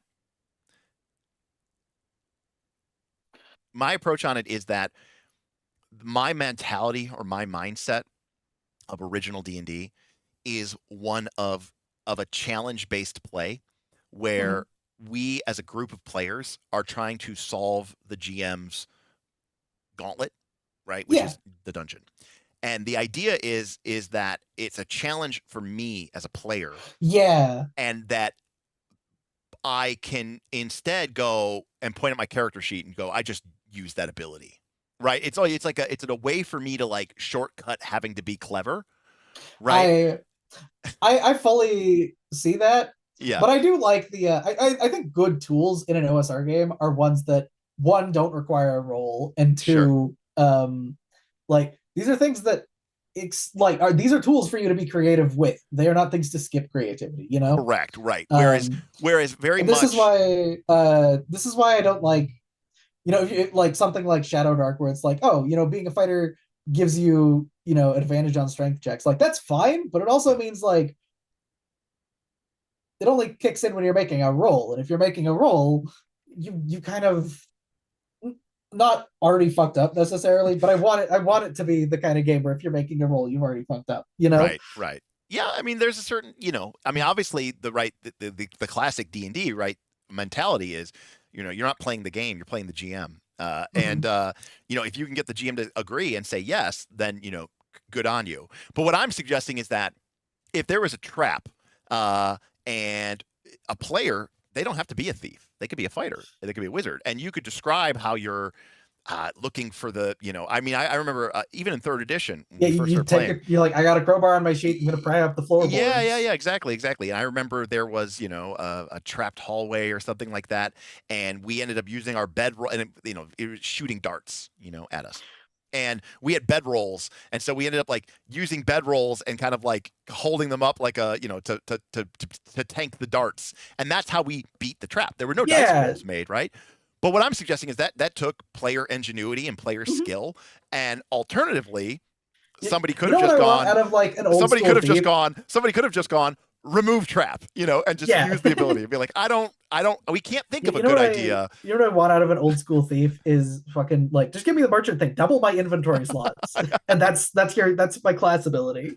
So again, there's some different ways of sort of approaching and thinking about the problem, because we think about, no one complains about the fighter not feeling like a fighter because all they get is a bonus to hit or do more damage. You know what I mean? And yet, well, I feel a lot of people complain about that, but I like. Well, right, but the alternative. But people always go, "Well, what's the alternative?" Well, let me see if you can hit me. Now, it's funny that you say that, or I say that, because if you've ever played, have you ever done any of the True Dungeons at a convention? Yeah. No, I haven't. What's that? So True Dungeon is basically, it's an escape room, I guess. Before escape room. Oh, okay. And you they stick you in it. They make a real life dungeon. Yeah, they make a real life dungeon. Stick you in it. And you're playing through actually dangerous traps and monsters. I assume. But the combat, is usually it's a shuffleboard. And you have to shuffleboard a puck. Like it's like one of those bar games where you just like slide the little disc, and the monster, there'll be like an outline or a silhouette of the monster, and you have to land it in the monster's outline. Yeah, but the different parts of the monster do different parts of damage. So like if that's fun. If you land it on their head, if the disc touches the head, then they take 10 damage, right? And if you miss the head, right, and the head's right at the end of the board and it could fall off. Well, what they do is the fighter If you're the fighter class, you just get a bigger disc. You know, they just give you a big ass disc, so you're like, it's harder for you to miss. You still kind of have to do it, but you know, if you're like anybody else, you get this little like, you know, pog. But you know, the fighter I gets love like that. you know, the fighter gets like a dinner plate. So like it's interesting how they kind of create this sort of experience of feeling like you're better at the thing, even That is though. hilarious. So I love it. you know, I don't know what the equivalent of that is. You know, in a tabletop role playing game, but that is how they do it in Yeah, um, but no, anyways, I there was like a Worlds Without Number game I was in for a while, and like the okay, fighter class in that game, it's not interesting. It is just yeah, like you almost never miss, and you are very hard to hit, and you have tons of hit points, and you deal big damage.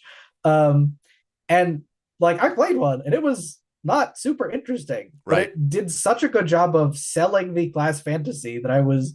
They just do the numbers so that you were that much better than other classes at whacking things with swords yeah. and surviving being whacked with swords. So That like you I played felt it felt satisfying. You know, it's the Final Fantasy one thing. you've played, yeah, I was gonna say you played Final Fantasy one, and so for those of you who haven't played Final Fantasy one, you don't understand this quite, but the satisfaction of watching your fighter get hit for one and one and one and one, because the minimum damage that you can take is one.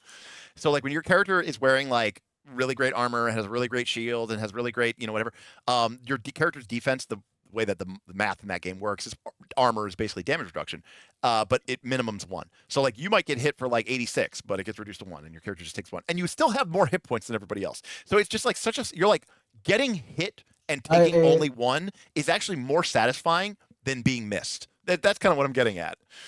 We in one of the games Hold Up, in one of the Tactiquest games Hold Up, right? I was playing a Vanguard, which is, you know, it's just the big heavy armor guy Right. who The can one take I hits said from I would everyone. totally play the Vanguard. And That would be I had basically that experience because we had a rare potion that just gave you a big pile of damage resistance. It would last for one dungeon crawl. So I drank it. We went through a dungeon, and I was just had that experience of like one, because yes. you can take the same thing. You can take a minimum of one damage. And Yeah. I'm telling you, it's weird, but that to me is more satisfying than a lot of other experiences, because it's a very it's a very physical experience. That's Yeah, it's tangible. It's very tangible. Yeah. Yes, exactly. Mm-hmm. And that's what makes it so satisfying. You know, there's this weird. I know it sounds weird, but like there's this weird thing in D&D with the traditional way that armor class works, where it's like your armor is sort of, it's like Schrodinger's armor, right? Where it's all or nothing. It's all or nothing. Of being hit. And there's also this kind of weird knowledge where you go like, okay, well, if the enemy rolls an 18, it doesn't matter if I'm wearing full plate or paper, right? Yeah. Like they're gonna hit, and they're gonna do the same amount of and they're gonna do 12 damage, or you can watch the person in leather armor get hit and then take 2 because they rolled low, but then you get hit and you take 9, and it just like it creates this weird moment of like tension, not just from like a verisimilitude place, but like also from like a gamist perspective. You're like, what is going on right now? Like, what is even happening here? It just feels weird. So anyways, that's why I love armor. That's why I love armor as damage reduction. But also I'm completely biased from Final Fantasy 1 and being like, this is satisfying, right? This is satisfying. It also makes it. It also really serves to make monsters scary when you run into one and they hit your fighter, who is, the one who takes 1 damage from everything, and you see like 89 damage. You're like, oh, yes, fuck. You're like, oh shit, that is going to be gross. Wes says armor should always be DR. I'm on board with that. I only agree because I hate to hit rolls. Right. So if you get rid of hit rolls, armor definitely has to be DR, right? Yeah. Pretty much. Well, look at Nimble, right? Nimble basically got rid of the attack roll, and the way that the defend action works in Nimble is it reduces the damage that you take coming in. So I just think on the whole, personally, I think it is a better system for sure. I mean, I think the way Daggerheart does armor is very satisfying, right? Where you mark a box of armor and it reduces the damage, the threshold that you take. I think that's great. it's very satisfying because it feels like, yeah, I'm using my armor. And if you, a lot of old school games will, you use rules like shields will be splintered or, your armor or whatever. And it's like when you get hit, you can choose your armor to be sacrificed and instead you don't take any damage. And it's like that's a very satisfying experience because it feels like you have more, sort of agency over it.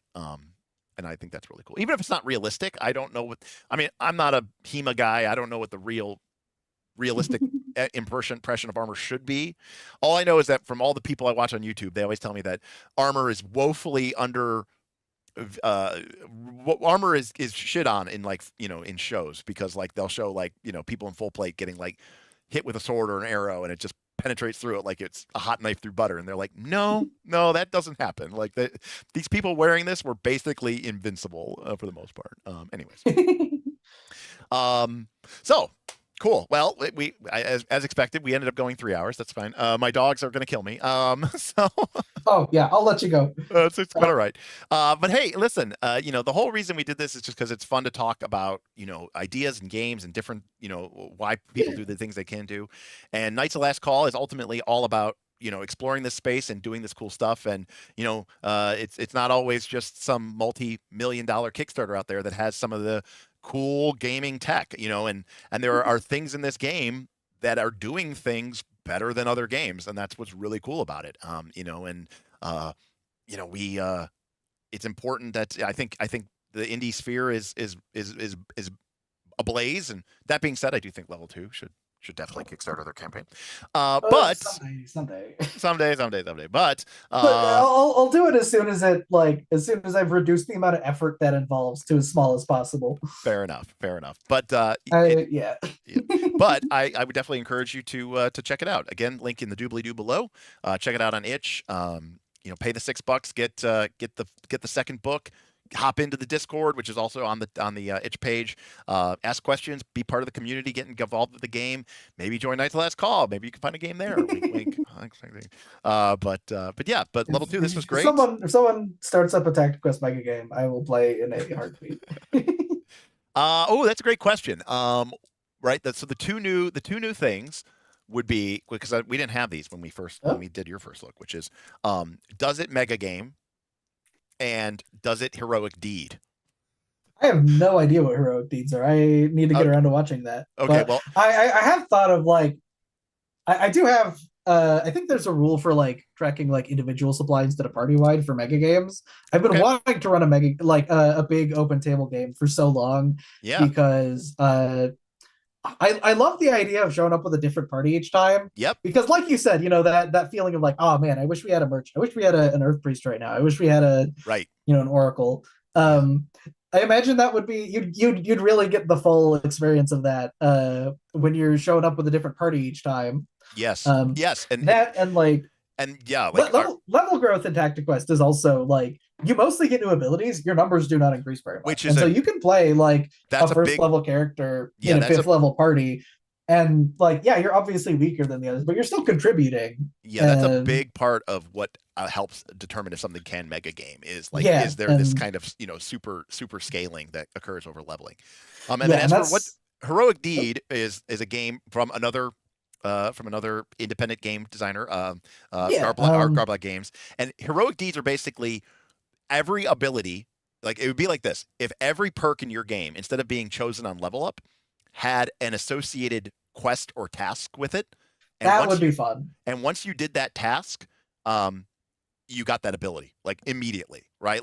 It might say see Hodop. Hodop's got to dip out anyways. And so the idea of heroic deed is that basically that all of your character advancement is done diegetically, right? So if you want to gain some new ability, you have to go do something and then you get the ability. That's the basic gist of it. But oh man, I would love to run an OSR game like that. I wouldn't run around Tactiquest like that, I don't think. No, I mean I think initially there's a good initially game there was a initially before the game was really playable, I wanted to have a system where if you're a spellcaster, you have to go out and find all your spells. Yeah. Because I love that dynamic. It did not work for Tactiquest. That is OSR. Because remember, in original D&D, you did not get a spell when you leveled up. But I did keep it in to a degree with that's how you make new spell scrolls. Is anytime you find a new spell scroll or just a spell written down somewhere, you permanently add it to the library of like scrolls you can craft. Yeah, that's very cool. Which I mean, I always loved it from the original perspective because a lot of people always go, I don't understand, why do wizards adventure? Like, shouldn't they be like sitting in their tower? And I go, yeah, because they want to steal spell books from other wizards. Well, original D&D, you didn't get spells when you leveled up, so the only way you could get new spells was to find scrolls or find spell books and get the spells that way, right? So, I mean, I remember playing in a campaign once where we had a wizard who got to level 3 and they got a second level spell slot and they didn't have any second level spells. Right, which is another kind of Final Fantasy 1 thing. Yeah. I've been playing some like Final Fantasy 1 randomizers. Oh yeah, I've seen them. Yeah, and I'll start one up. I'll go into the first town, look at the spells available. They're all high level spells. I can't cast them. I can't afford or cast these. So my mage is just swinging a knife for the first half of the randomizer. Yeah, absolutely. I've seen those as well, and I thought that would be a lot of fun. That'd be a lot of cool ways to play it. But I love the randomizer. It's a good time. Yeah. Awesome. Well, thank you, Level 2, for joining me today. Thank you, everybody, for hanging out with us. Thank you so much for having me. It's always a thrill to me when we can do a Sunday night stream about a small independent game and still get 60, 70 people at our peak. Like that's cool. That's what makes this community so great. I know you guys appreciate even if this isn't the game for you and your group. I love that you all are willing to listen, have conversations, learn, grow, and it kind of expand your working knowledge of the space and the hobby. So that's really cool of all of you. So thank you, everybody, for doing that. Thank you to the handful of people who tipped and supported today. We had Hodop drop in there with a tip. We had super chats from Jake and from Neophyte. Thank you so much for that. Hodop, by the way, did send me a message that said, make sure that goes to supporting indie developers. I don't care about your audio gear. Because that's what my tip goal is. Thanks, Hodop. I appreciate you, even though he already left. And thank you to Level 2 and for all the team, the dev over there. So cool. Final thoughts, Level 2, before I sign us off? I had a great time, but thank you for having me on. I really enjoy getting to ramble about my game, ramble about game design, just bounce off you. It's fun. It's awesome. All right, thank you, everybody. So much. And we'll see you next time on Knights of Last Call. Peace.